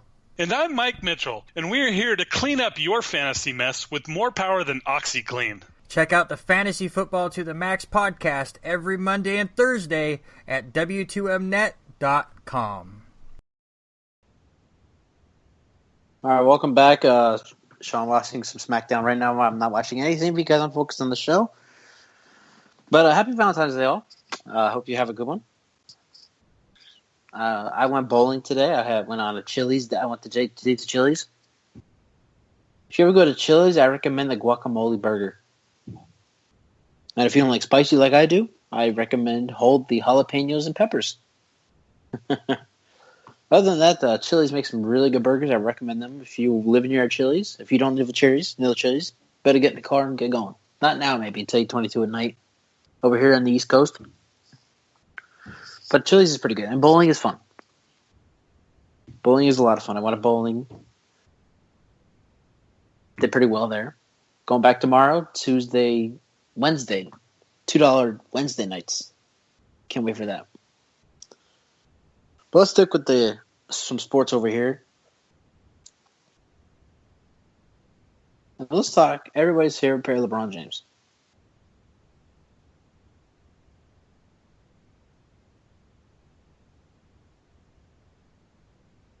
LeBron is the GOAT. Let's just settle that right now. He's the best player to play basketball in NBA history.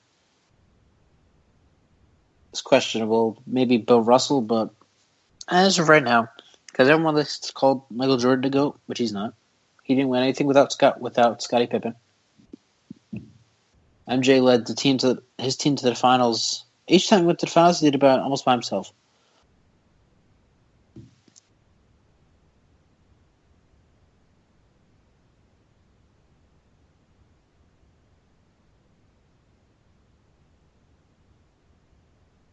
And now that the Cavs, they're sort of having struggles right now.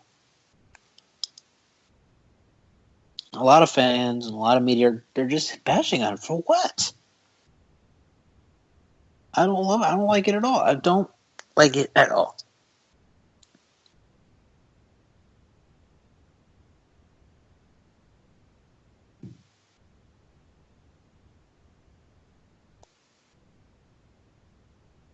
He doesn't deserve all this hate. He has done enough.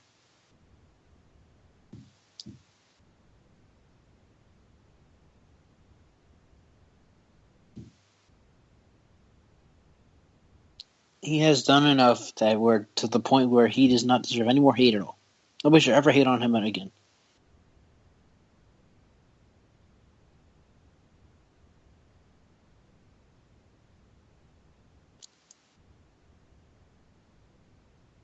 He has overcome so much adversity. It's not even funny. Hell, he went down 3-1 against the best team in NBA history in the Golden State Warriors of 2015, 2016.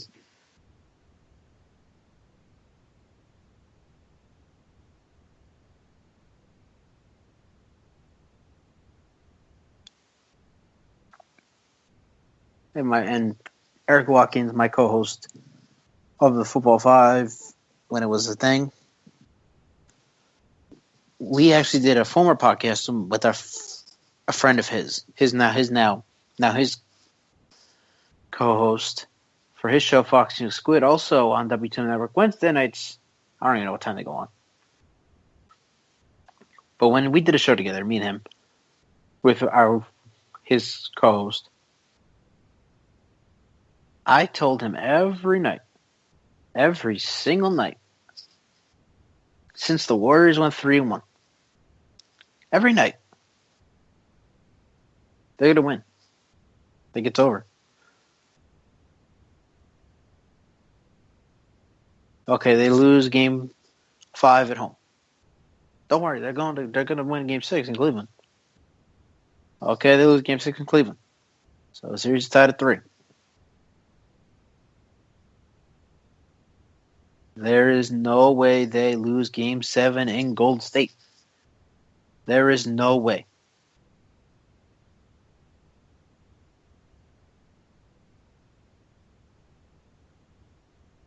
It just doesn't happen. It will not happen. Lo and behold, LeBron James, Kyrie Irving lead the Cavs to a win in Game 7 in Golden State over the 73 Warriors to win the title. And I can't explain the disbelief I was in when that went down. I can't explain it. I couldn't believe that the Cavs, led by LeBron and two half somebodies, and Kyrie Irving and Kevin Love, beat the 73-win Golden State Warriors. I couldn't believe it. That right there proved LeBron was the GOAT. Because like Brady did in Super Bowl 51, overcame so much adversity to win a title.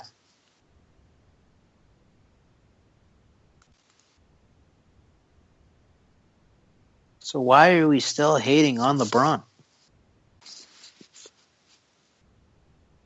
He has done enough. He's done more than enough to have a bad year. He's had one bad year in his career. And that was 2007. And they went to the NBA Finals.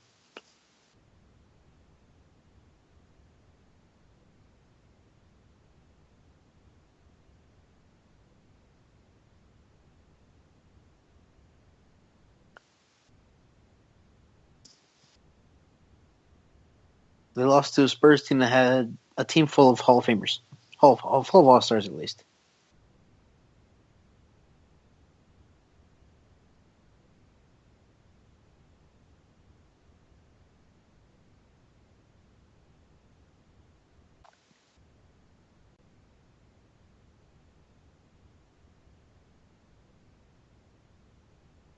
Outside of that, yeah, he ran into the Magic 2009.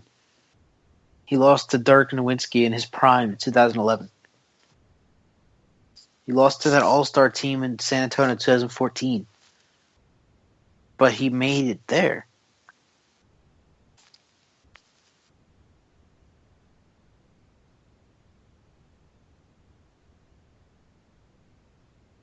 He's won 3 titles. He's overcame adversity, such adversity.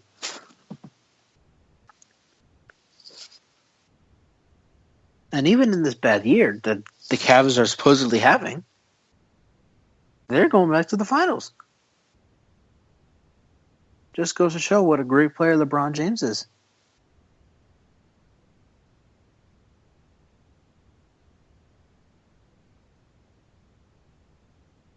The Cavs are going to play in the NBA Finals again in June, and they're having an off year.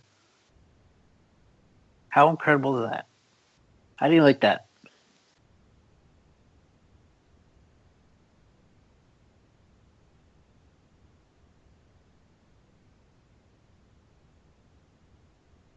The Cavs are going to have off year. And there's no good. And this is just like when they went to the finals in 2015. And we'll get to that in a second. The Cavs are having an off year, and they're still going to the NBA Finals. How do you like them? How do you like them apples? So enough with bashing LeBron James. All right?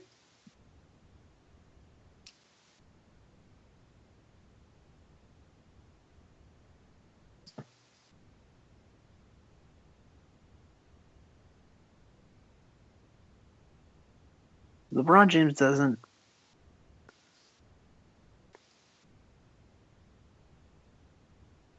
deserve any more hate, like for the rest of his career.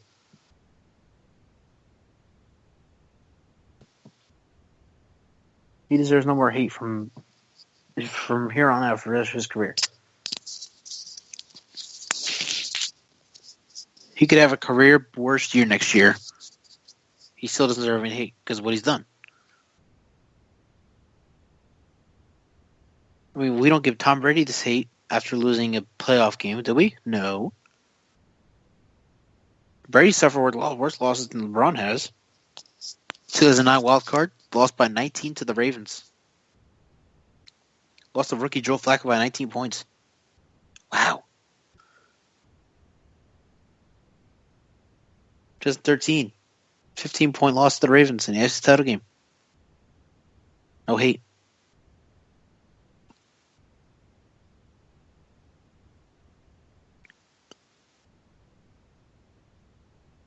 But anyway, I'm going to talk about how this is sort of like 2004, 2015 Cavs.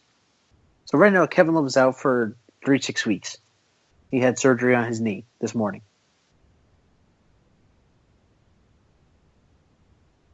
But what if something doesn't go well? Knock on wood. What if something doesn't go well with Kevin Love's rehab? He could be out for the season. He could be done. In 2015, in the playoffs, Game 4 in Boston against the Celtics, Kevin Love's shoulder got popped off the hinges. Season was over. Kyrie's healthy, sure. Kyrie was healthy in 2015 up until NBA Finals Game 1. And then he was done for the series.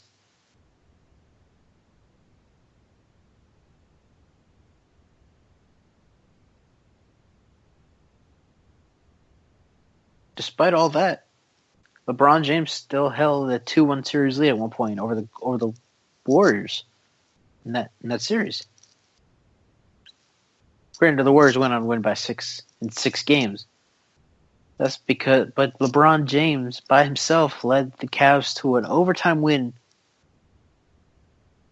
in Golden State, where barely anybody had won that year. And then he went to Cleveland, beat them there for a 2-1 series lead.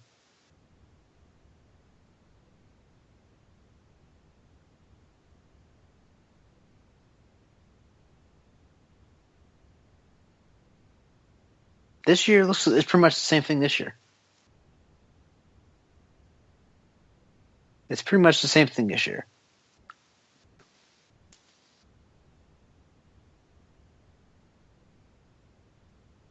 Kevin Love's out for the year. Kyrie Irving, knock on wood again. Kyrie Irving could miss the NBA Finals again. And LeBron James lose the Finals.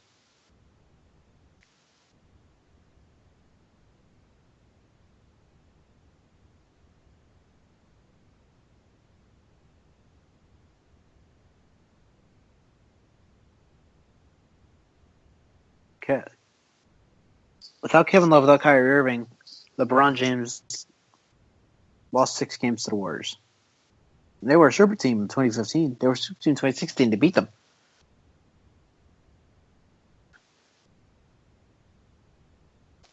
But this year, I feel like the Cavs, even if they do have LeBron and they do have Irving the rest of the way, and Love does come back, I just feel like they're not going to beat the Warriors. Nobody's going to beat the Warriors. I mean, this time last year, we were talking about how every team in the West could compete for the NBA title, for the Western Conference title, that is. Not so much the NBA title.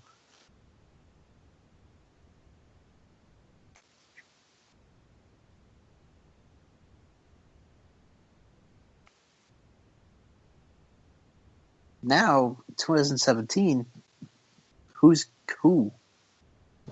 going to beat the Warriors? Nobody. Spurs wrapped up their 20 consecutive successful seasons, something like that last night, with the win in Indiana.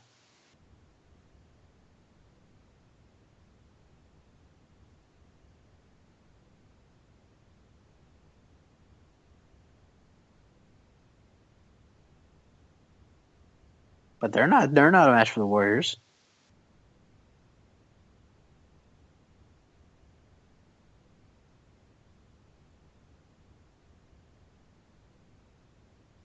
Cleveland certainly doesn't look like they can match up with the Warriors this year. Of course, everyone said the same thing last year about that. But if Kevin Love misses the rest of the season, and things don't go right,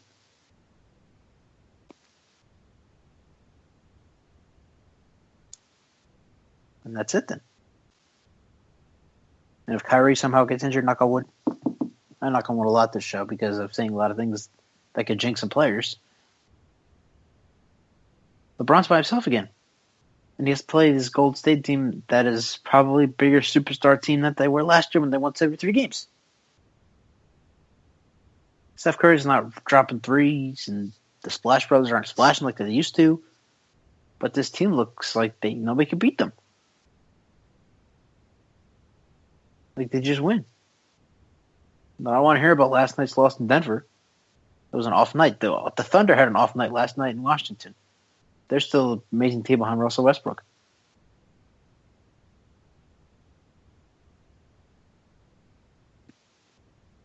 So let's stop giving LeBron all this hate because he doesn't deserve it anymore. Man's won 3 NBA titles with 2 teams. He beat the greatest team in NBA history. Went down 3-1 with Game 5 on the road. Let LeBron have an off year. Let him have a worse year next year. Who cares? Cavs are still going to be in the NBA Finals. Nobody compares with them anymore. Boston, they have one good player, Big Whoop. Toronto's slacking. And then there's everybody else in the East. Nobody else. The Heat have won 13 in a row, but they're still out of the playoff picture right now. Well, they've lost 2 in a row since that 13-game win streak, but they're out of the playoff picture right now. Nobody's beating them.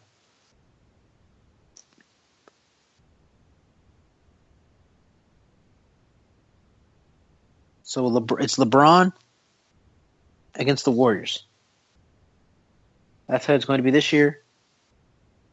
And I believe that is how it's going to be for the next 2 seasons. 3 if you include this one.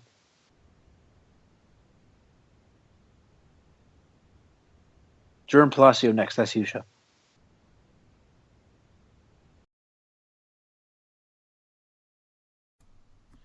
Would Flex Seal be a better option at your flex position? Do you need a sham wow to clean up the mess you make after your quarterback throws another interception? Then we have the solution for you. I'm Randy Isbell. And I'm Mike Mitchell, and we're here to clean up your fantasy mess with more power than OxyClean. Check out the Fantasy Football to the Max podcast every Monday and Thursday at W2Mnet.com. Hello to all you Arena League football fans out there. I want to personally welcome you to join us, AFL Fan Zone, every Tuesday night at 8:30 p.m. Eastern Time for a weekly recap of all things AFL. You got stuff to do on the weekends, which means you probably don't have time to sit down and watch every single game every week. That's where AFL Fan Zone comes in.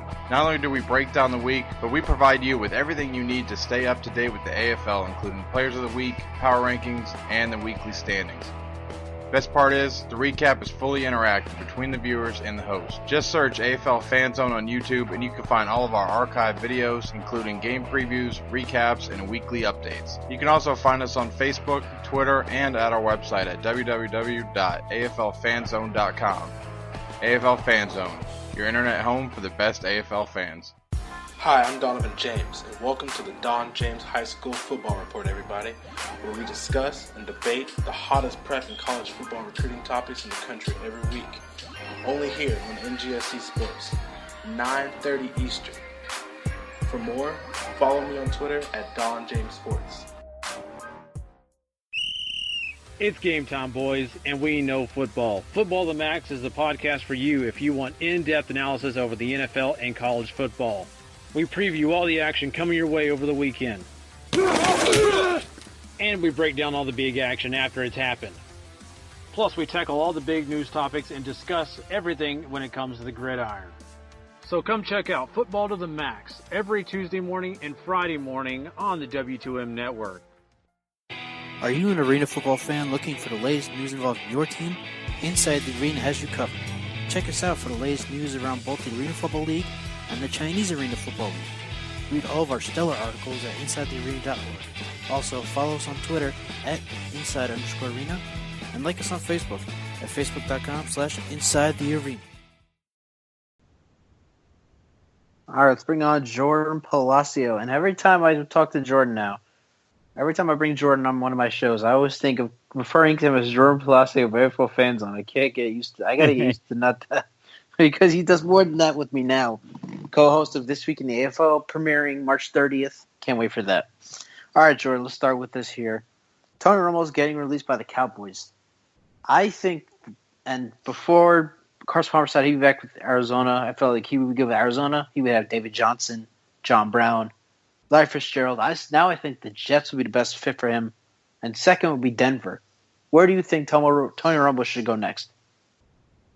Ooh, both of those teams aren't bad shouts. I think, him and his play style, the way he quarterbacks the field, I think he's a good fit for both of those teams. I think more so Denver. I like him more at Denver. Trevor Siemian, in the beginning of the season had a first couple weeks that were, I think, surprising to some people. Showed a lot of potential, but then as the season wore on, and Denver too as a team, they kind of just tailed off.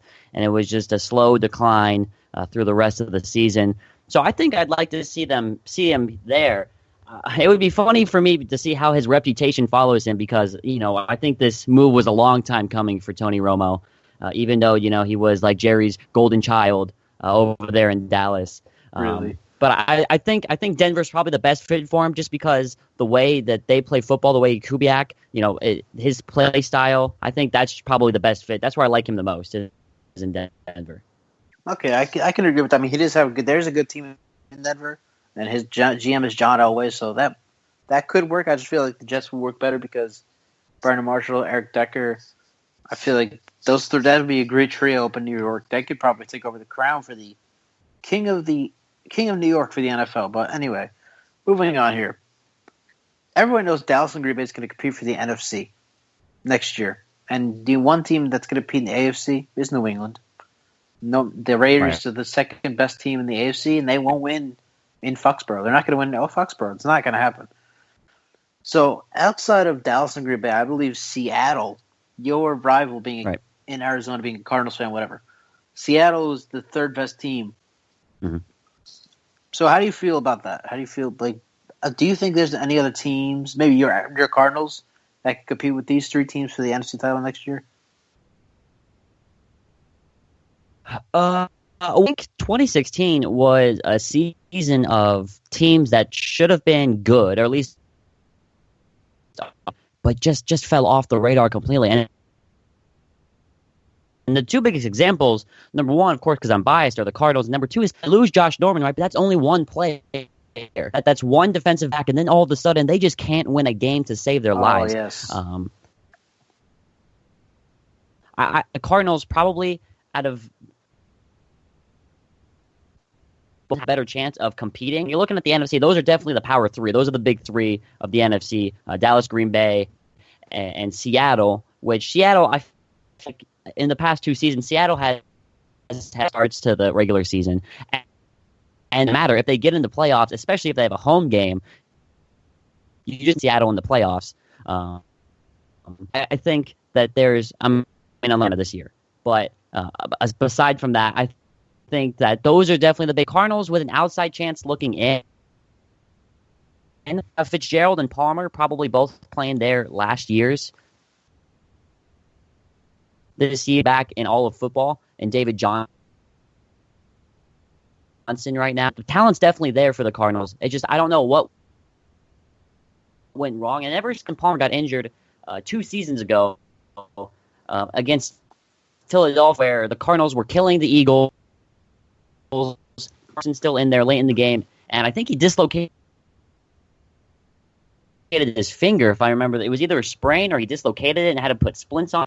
The quarterback was never the same. Palmer was never the same, and I don't know. I'm more skeptical this season. I was on a big high into this last season, and now I'm kind of back into where Arizona Cardinal fans probably with their optimism. But yeah, I think definitely the green medal. I put probably the Cardinals at the top of that list in the next peck find their way in. So you think the Cardinals can compete for the NFC title next year?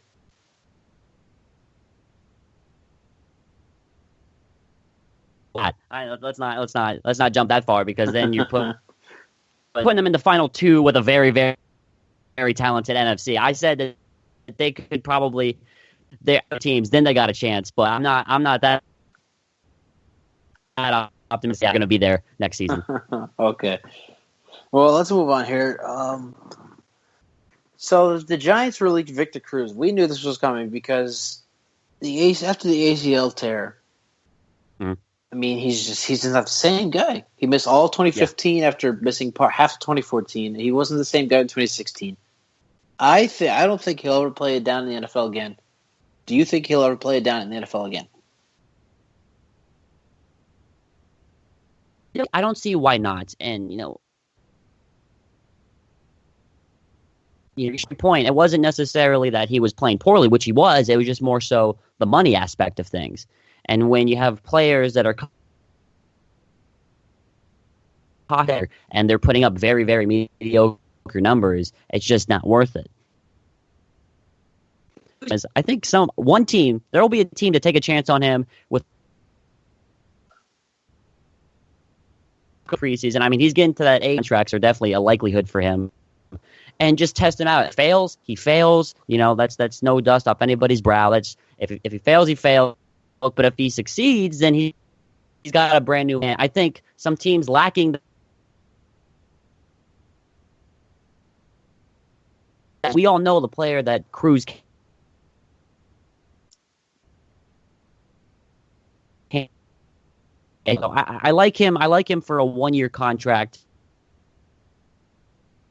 That wide receiver talent. Maybe even a team like Arizona, because we saw Larry Fitzgerald isn't producing. That team is very, very depleted to the wide receiver category. Yeah, but I mean, maybe the Cardinals could use him for at least a year, and then if it is indeed Larry Fitzgerald's final year, they'll have to look for a wide receiver in the draft this year or next year. But stick with the Giants here. Yeah, the New York media, and I talked to Scott Rogust earlier today. Him and I both know how the New York media, they go nuts after one thing happens. Like the Knicks are bad. Now the New York media is going nuts about it, and Phil Jackson, Carmelo Anthony, everything. But stick with the Giants here. OBJ had an emotional season. It all started with the net hitting him in the back. When he hit the net, then I hit it back. He was crying against Minnesota on Monday night. Yeah. And now the New York media thinks that they should get rid of him. If they get rid of him, that's the dumbest. I believe that's the dumbest thing that they could do. What do you think about that?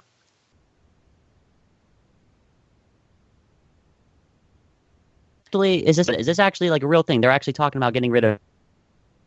Yeah, I don't believe it either. But it's You're kidding me, true. right? No, I am not kidding you. It is true. It's going on in New York media. No, that's the story. I mean, he's the franchise player. Yes, he is. There's no before they get rid of Odell Beckham Jr.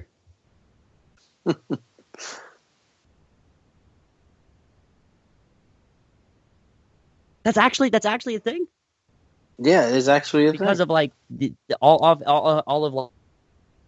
like his emotional problem. Really? The players believe he's too much drama. Like he punched the wall after that Green Bay loss in the wild card game. Like I don't care. I believe I don't care if you're a diva. Just pull a Bill Belichick and do your job, and things will be fine. Your reaction, though, that was priceless. That's insane. Your reaction was priceless. Here, yeah. Oh man, I'm in shock still from that. That wow, New York media, huh? Yeah, New York media, they're nuts up here. I mean, they go crazy after one thing happens.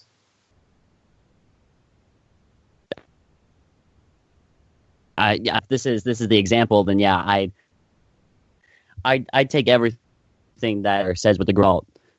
A girl. Because so obscure.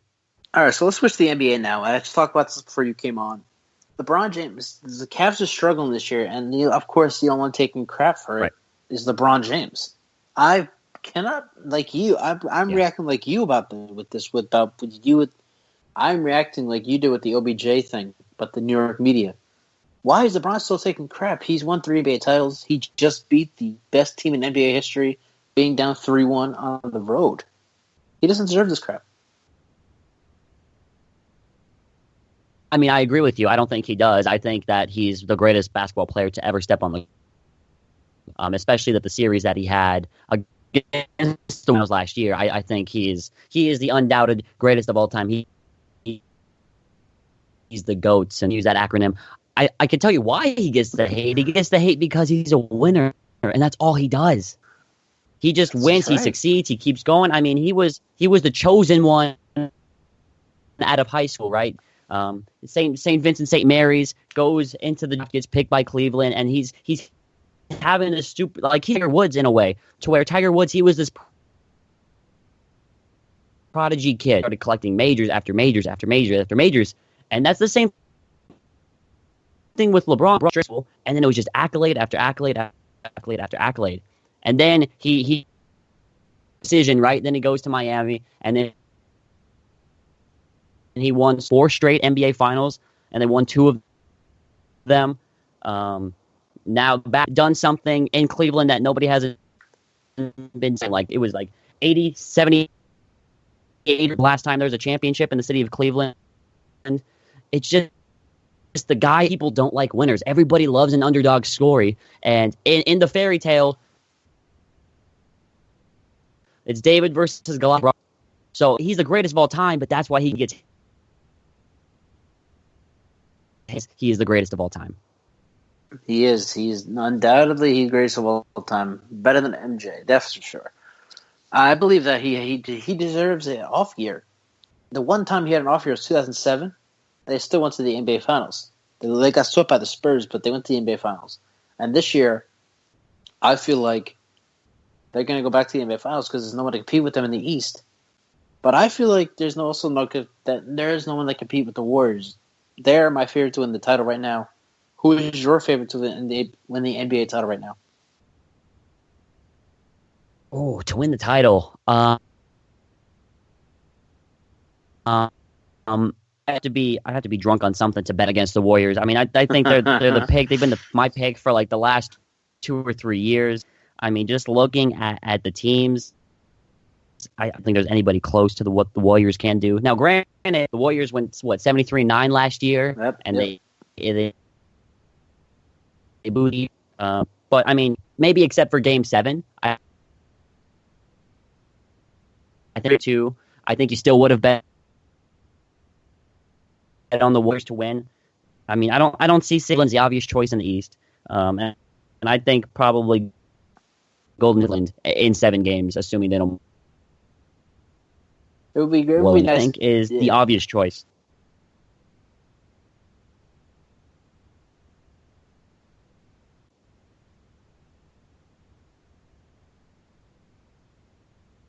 Yeah, it would be nice to see them play Game 7 series again. Oh, I mean, if it's anything like the Game 7 that we got on Father's Day this past year, I mean, that was a game. And ever since the Super Bowl, it's been we've been treated as sport. Every single story, it feels like every any blowouts. It's been all at the last Super Bowl a couple weeks. I mean, we have just been blessed as sports fans for this year. It's been absolutely amazing. It has been. So, I guess that's it for us. Joran Palacio, thanks much, man. Thanks much for coming on again. Anytime. Good to be back on. All right, we'll have you on again soon. I don't know if it was me, but Joran Palacio definitely broke up a lot on that call. Like, I barely heard half of what he was saying, but I do want to... His reaction was the best thing I heard all night to the OBJ thing. It was priceless.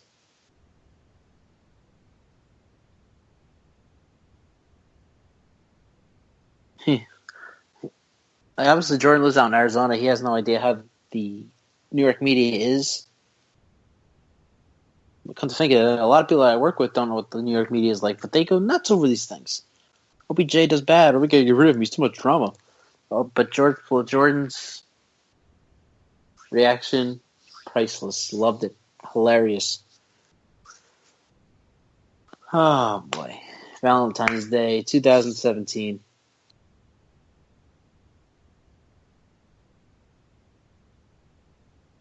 I bet a lot of people are out on dates right now. Hope you're having fun. So you're probably not listening to this podcast live. You'll probably listen to it later.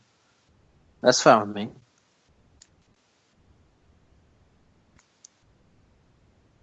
I had my fun today. Valentine's Day 2017. Now I'm back to the business for tonight. Here on the SCU show. So if you missed anything, Cowboys had a good reason to get rid of Romo. He's always injured. They were paying money over the last 2 years. Keep him on the bench. There's no reason for them to be doing that. Same thing with Cruz.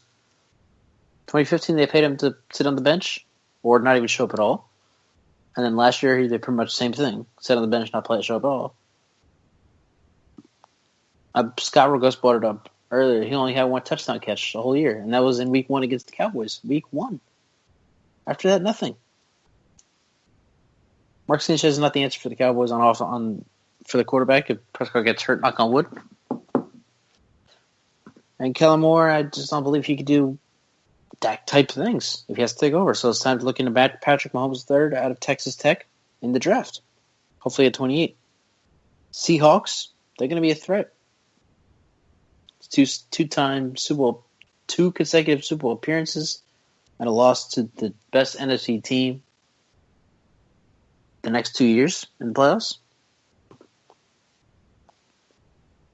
And both of those teams have suffered Super Bowl hangovers. Well, the Panthers have, the Falcons will.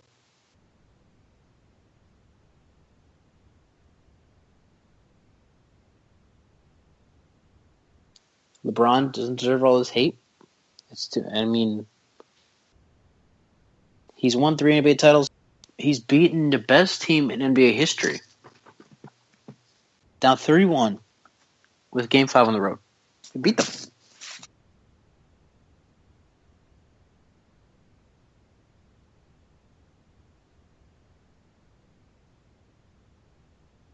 So that's pretty much what a clunky show, as one of my bosses, Andrew Powell, would say. Clunky show. A lot of pauses and everything, but we'll get better. Don't worry, it's only the second show.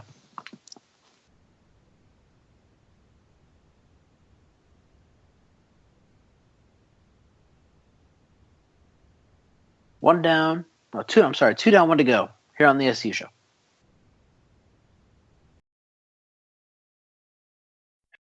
Hello to all you Arena League football fans out there. I want to personally welcome you to join us, AFL Fan Zone, every Tuesday night at 8:30 p.m. Eastern Time for a weekly recap of all things AFL. You got stuff to do on the weekends, which means you probably don't have time to sit down and watch every single game every week. That's where AFL Fan Zone comes in. Not only do we break down the week, but we provide you with everything you need to stay up to date with the AFL, including Players of the Week, Power Rankings, and the weekly standings. Best part is, the recap is fully interactive between the viewers and the host. Just search AFL Fan Zone on YouTube and you can find all of our archived videos, including game previews, recaps, and weekly updates. You can also find us on Facebook, Twitter, and at our website at www.aflfanzone.com. AFL Fan Zone, your internet home for the best AFL fans. Hi, I'm Donovan James, and welcome to the Don James High School Football Report, everybody, where we discuss and debate the hottest prep and college football recruiting topics in the country every week. Only here on NGSC Sports, 9:30 Eastern. For more, follow me on Twitter at Don James Sports. It's game time, boys, and we know football. Football the Max is the podcast for you if you want in-depth analysis over the NFL and college football. We preview all the action coming your way over the weekend. And we break down all the big action after it's happened. Plus, we tackle all the big news topics and discuss everything when it comes to the gridiron. So come check out Football to the Max every Tuesday morning and Friday morning on the W2M network. Are you an arena football fan looking for the latest news involving your team? Inside the Arena has you covered. Check us out for the latest news around both the Arena Football League and the Chinese Arena Football League. Read all of our stellar articles at InsideTheArena.org. Also, follow us on Twitter at Inside_Arena and like us on Facebook at Facebook.com/InsideTheArena. Welcome to Hour 3 of the SCU show. I am your host, SCU. It's been a pretty good 2 hours. We had Scott Rogust on, sports editor of the NJIT's The Vector. Joran Palacio joined us, even though it's half sounded like he joined us. We'll have to get that fixed up. I don't know if that was me or his line or whatever. But we'll get that fixed up. So the Cowboys are getting ready to Tony Romo. An ESPN alert came through my producer Sean's phone, and he told us through our W2Mnet.com group chat. And that came as a shock to everybody because I was like, whoa. We didn't know, and we still don't know really, because there hasn't been a big story about it from Bleacher Report or anything. We don't know if it's going to happen. I believe it's pretty much done. It's going to happen. Romo has said himself, quote, Dak has earned the right to be our starting quarterback. Referring to the Cowboys. And he has. I've been saying that all season. Been saying all season long, Dak Prescott has earned the right to be the leader for the Cowboys. Romo did his thing. Now his thing is done. Time to move on. And I feel like the Jets would be a better team. Joran Palacio joined us past segment before the commercials. And he said he feels like Denver would be the better shot. And I don't agree.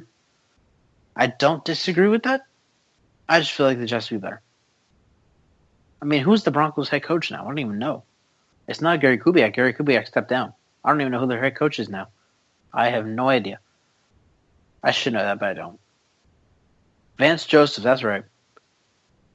I believe he was the Dolphins' offensive coordinator.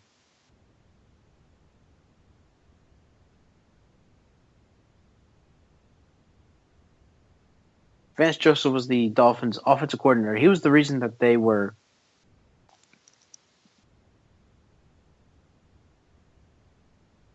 He's the reason that the Dolphins were so good.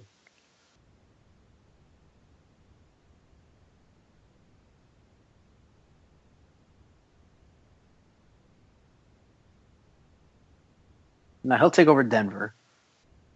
And if he has Tony Romo, watch out. An offensive-minded coach in Vance Joseph who led Ryan Tannehill to, 7 straight wins? Getting Tony Romo along with Delaney Booker, who's going to probably rise up as a better running back than he has shown to be.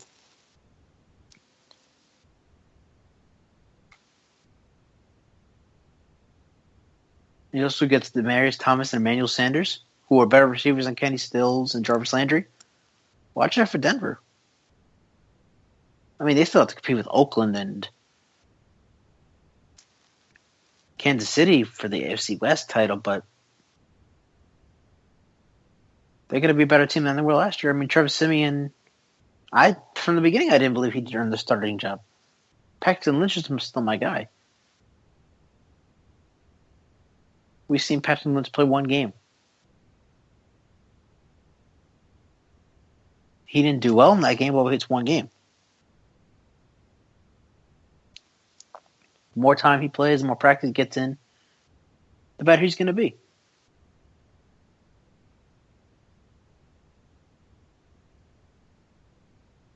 Speaking of which, and this reminds me of something. Jimmy Garoppolo, the Patriots. Today, I was at Applebee's doing my thing, whatever. And I'm watching the TV, and I see Jimmy Garoppolo is worth a first-round pick. Are you serious? Jimmy Garoppolo is worth a first-round pick, really? The guy's played 4 games. He lost 16-0 to Tyrod Taylor and Rex Ryan. He beat the average Cardinals defense, which wound up being really bad. He beat the Dolphins and they were down. And the Patriots were down in that game twice at least. He had to come back to win that game. And the game against Houston, Jacoby Brissett was their quarterback. It wasn't even Garoppolo.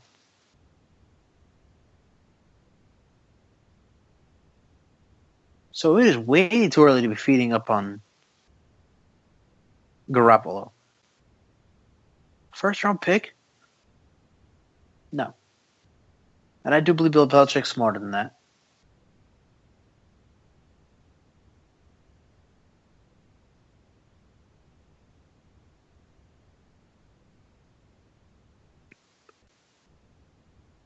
Bill Belichick won't get rid of Garoppolo for a first round pick. That's not going to happen.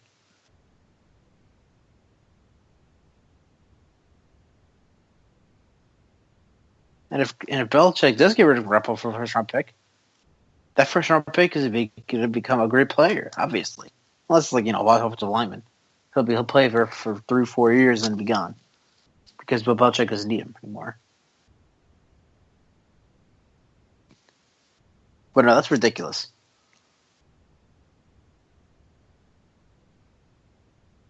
First-round pick for a guy that can't beat Tyrod Taylor? No. I don't think so. Sorry, not sorry. That is just absolutely ludicrous. Maybe a third-round pick.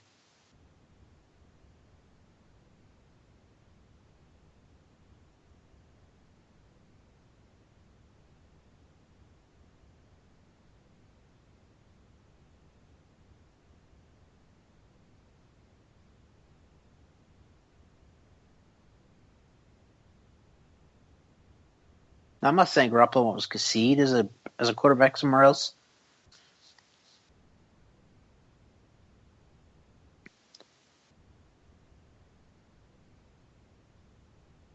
But he's not worth the first round pick.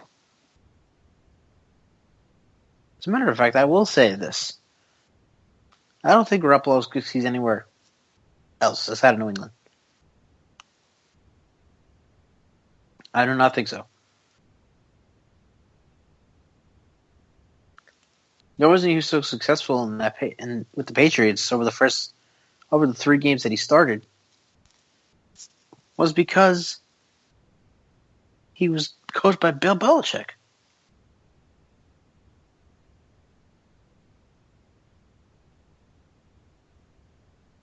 He was coached by Belichick. If you're coached by Belichick, of course you're going to be good.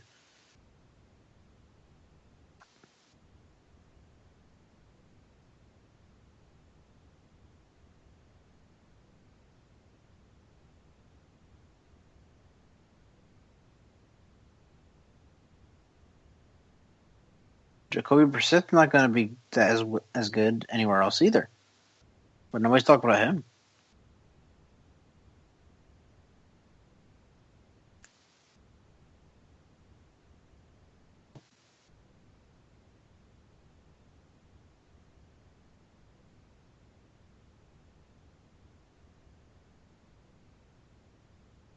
Should the Patriots keep Garoppolo? Maybe they should. I believe maybe they should.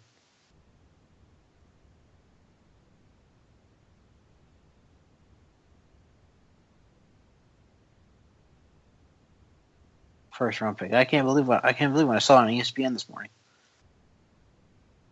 Is Jimmy Garoppolo worth a first round pick? No. He's not even worth a second round pick.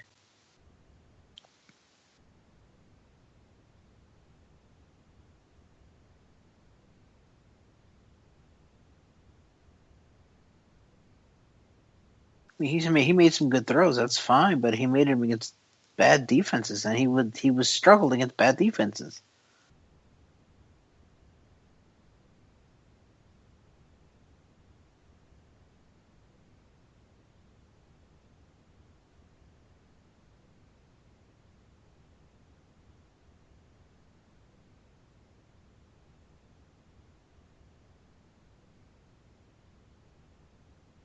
It's good. Again, it's good having you in today. If you're listening right now, if you're tuning in right now to the SCU show, this is hour 3 of 3. Have probably 1 or 2 more segments left, and we'll wrap it up here. I know a lot of you are out celebrating Valentine's Day with your dates, whatever you're doing. You're probably not listening to me live. If you are, thank you for listening. Always love that.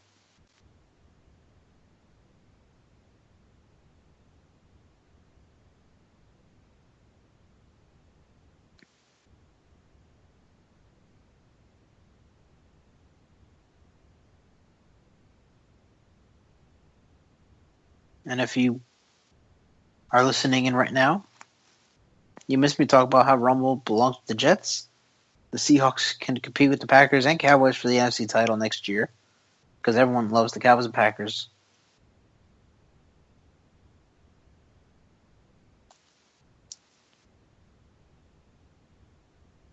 Getting rid of Cruz was right for the Giants.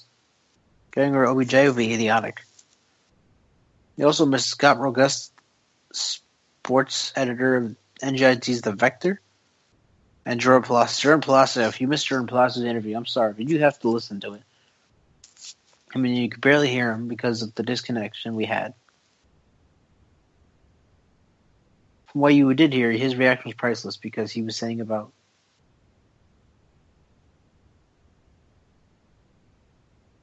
I told him how the media in New York was saying how they should get rid of OBJ. The Giants should get rid of OBJ because he's not worth the trouble. OBJ is worth all the trouble in the world. Getting rid of OBJ is just a terrible decision. I don't think the Giants will do it, obviously. Now, they're not going to sign him to a extension. Until his contract's up, whenever that may be.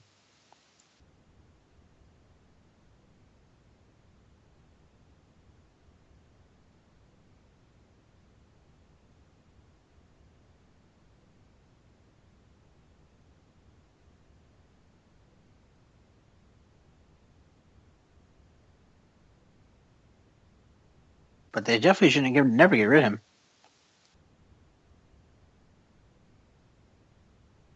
The Giants know what's good for him.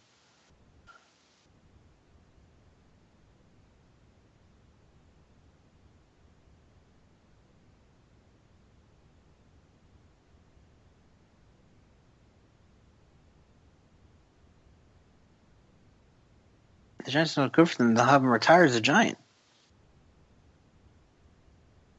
Or should I say as a member of the Giants?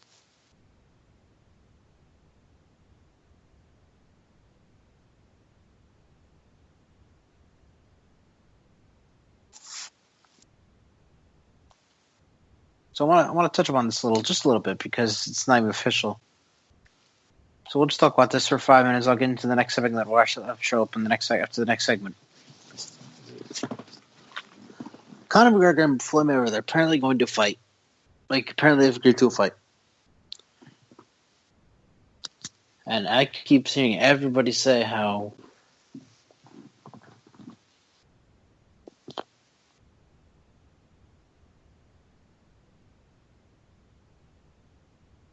Mayweather would beat McGregor like there's no tomorrow. I don't agree with that. I think that McGregor would pound Mayweather to a pulp. Just think about the way they fight. The way they both fight. Mayweather boxes, so he has these gloves on, and where his fingertips are, it's more like a pillow than it is a fist. There's a pillow full of nothing there. Mayweather is pretty much in a pillow fight. McGregor, on the other hand, he's using his knuckles, his fists. Using everything he has.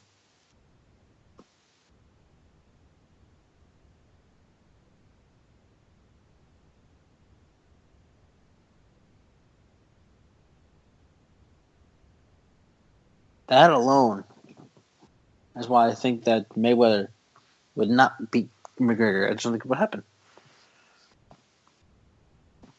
Now, since then, of course, Mayweather has said that he is enjoying his retired life and nothing is official or anything like that.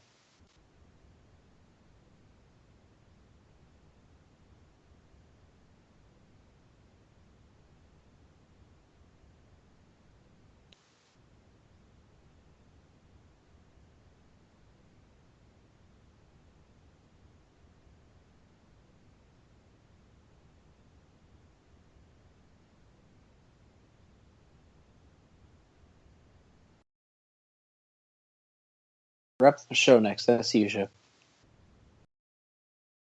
Hello to all you Arena League football fans out there. I want to personally welcome you to join us, AFL Fan Zone, every Tuesday night at 8:30 p.m. Eastern Time for a weekly recap of all things AFL. You got stuff to do on the weekends, which means you probably don't have time to sit down and watch every single game every week. That's where AFL Fan Zone comes in. Not only do we break down the week, but we provide you with everything you need to stay up to date with the AFL, including Players of the Week, Power Rankings, and the weekly standings. Best part is, the recap is fully interactive between the viewers and the host. Just search AFL Fan Zone on YouTube and you can find all of our archived videos, including game previews, recaps, and weekly updates. You can also find us on Facebook, Twitter, and at our website at www.aflfanzone.com. AFL Fan Zone, your internet home for the best AFL fans. Hi, I'm Donovan James, and welcome to the Don James High School Football Report, everybody, where we discuss and debate the hottest prep and college football recruiting topics in the country every week. Only here on NGSC Sports, 9:30 Eastern. For more, follow me on Twitter at Don James Sports. It's game time, boys, and we know football. Football the Max is the podcast for you if you want in-depth analysis over the NFL and college football. We preview all the action coming your way over the weekend. And we break down all the big action after it's happened. Plus, we tackle all the big news topics and discuss everything when it comes to the gridiron. So come check out Football to the Max every Tuesday morning and Friday morning on the W2M network. Are you an arena football fan looking for the latest news involving your team? Inside the Arena has you covered. Check us out for the latest news around both the Arena Football League and the Chinese Arena Football League. Read all of our stellar articles at InsideTheArena.org. Also, follow us on Twitter at Inside_Arena and like us on Facebook at Facebook.com/InsideTheArena. Welcome back. So, not a lot of you know who I am personally, but for those that do that might be listening to this show, you know that I covered Miami sports back in 2015. Ran a little thing called Miami Sports and Lifestyle. I remember I used to call it Miami Sports and Nightlife, and I used to get in trouble for it by my president. It was actually pretty funny. But anyway.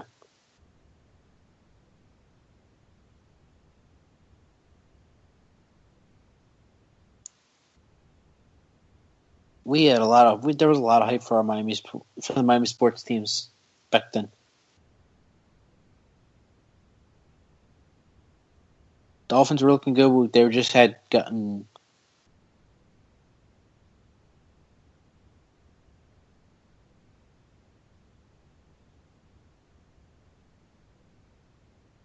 Ndamukong Suh from the Lions.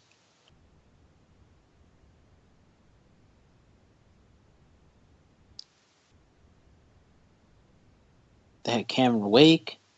And they just had a great team. All around, it was such a great team.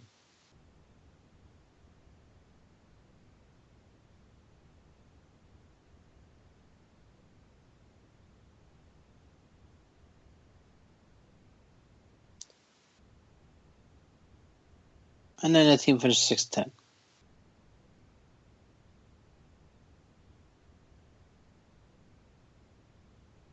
The Marlins, God, they were going to be a great team.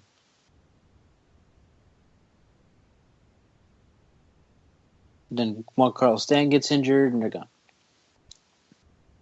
And they have it again in 2016. It's pretty sad for him. Actually, I feel bad for Juan Carlos. Well, I believe it's called Juan Carlos Stanton. I believe that's how it's pronounced. But I don't actually know. I'm pretty sure I'm close, though. And then after he got injured, right before the All-Star break, the speculation was that he was coming back. And he wound up not coming back, sadly.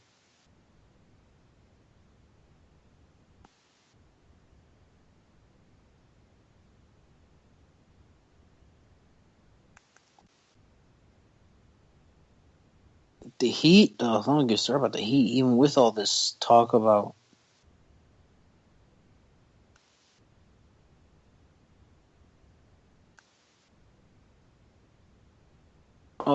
let's just say there was a lot of high expectations for the Heat in 2015. I don't believe they got very far.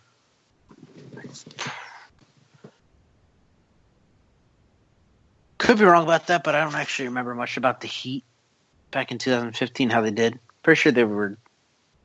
No, I remember. They were a 7 seed when they went into Milwaukee, lost at a buzzer beater. They wound up finishing the season as 10th seed.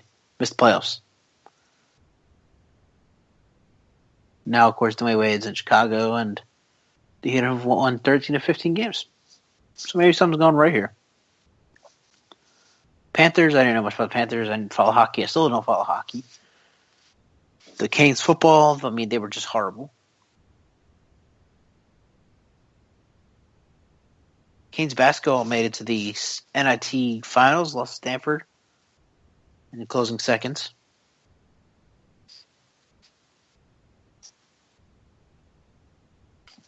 So it was pretty much safe to say that despite all this hype for the Miami teams back in 2015, it just wasn't a sports town. It was more like a sun, beach, club town.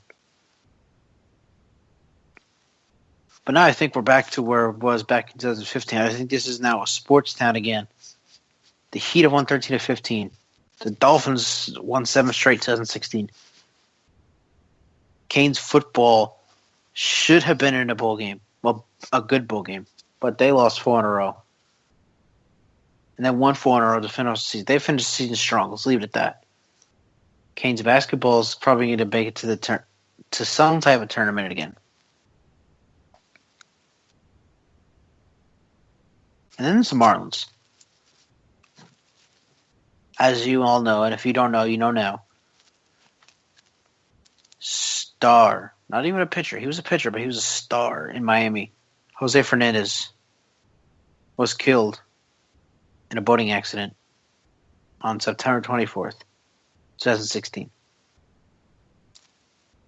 He was only 24 years old.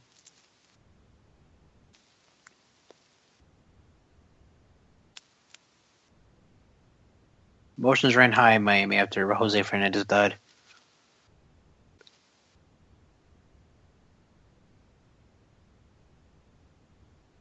And they're still going to run high.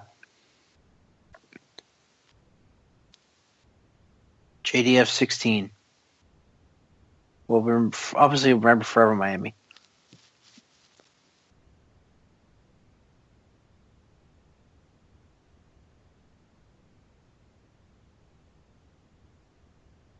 But it's time to look forward now. Heat at 113-15. Dolphins won 7-0 at one point. But they finished with 10 wins, too. The Canes football was pretty good. And they have Mark Richt as their head coach. Now it's the Marlins' turn. And the Marlins looking good right now. I mean, D. Gordon's still there. They still that Juan Carlos Stanton will be back healthy. Hopefully he can stay healthy, even though it might not happen. D. Gordon coming off an NL Golden Glove Award season. Don't count out the Marlins. I know they're going up against the Mets, who are a threat, have been a threat the past couple of years. Go and Cespedes and everybody. The Nationals obviously have a great team. Max Scherzer, Jason Worth, Steven Strasburg, Bryce Harper. You can't not forget Bryce Harper when you talk about the Nationals. You just cannot forget about them.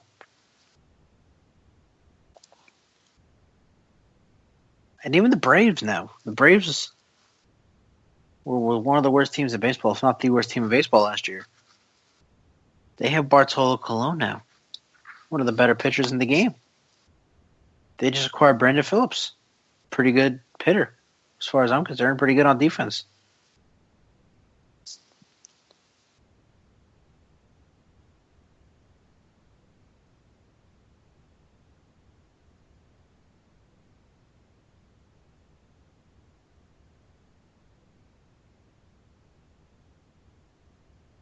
But the Marlins are looking good. I feel like they compete with those other teams in the NL East, and they could possibly make the playoffs. If not, they'll be close. Obviously, the Marlins need to rebuild. They need to regroup after losing Jose Fernandez in that boating accident back in September. But I feel like they can overcome the adversity. I feel like they can make a series run at least over the summer. Like, if they got to a slow start, don't be so discouraged, Miami fans. Trust me, I know Miami fans get very discouraged after the team starts out pretty bad. I've seen it plenty of times. But I feel like the Marlins could be that team that just misses out on the playoffs in 2017. They could be that team that makes the playoffs in 2018.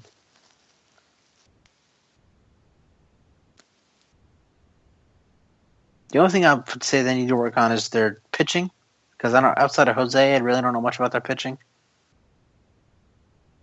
And now Jose's gone, they have to rebuild the pitching, obviously. But other than that, if they can get that, they can get the pitching working. Watch out for the Marlins. So I think it's safe to say once more, ladies and gentlemen, especially the city of Miami, Florida, you guys are a sports town again. Keep it going with the Marlins. Keep it going.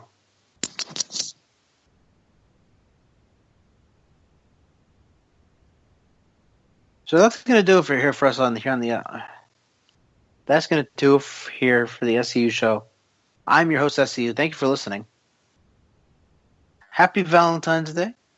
Hope you enjoyed it. Hope you are enjoying it. And until next week, this is SCU signing off. The following podcast is a W2M Network partnership production. Visit W2Mnet.com for all of our other great podcasts, plus news, reviews, articles, and opinions from the worlds of wrestling, video games, football, and entertainment.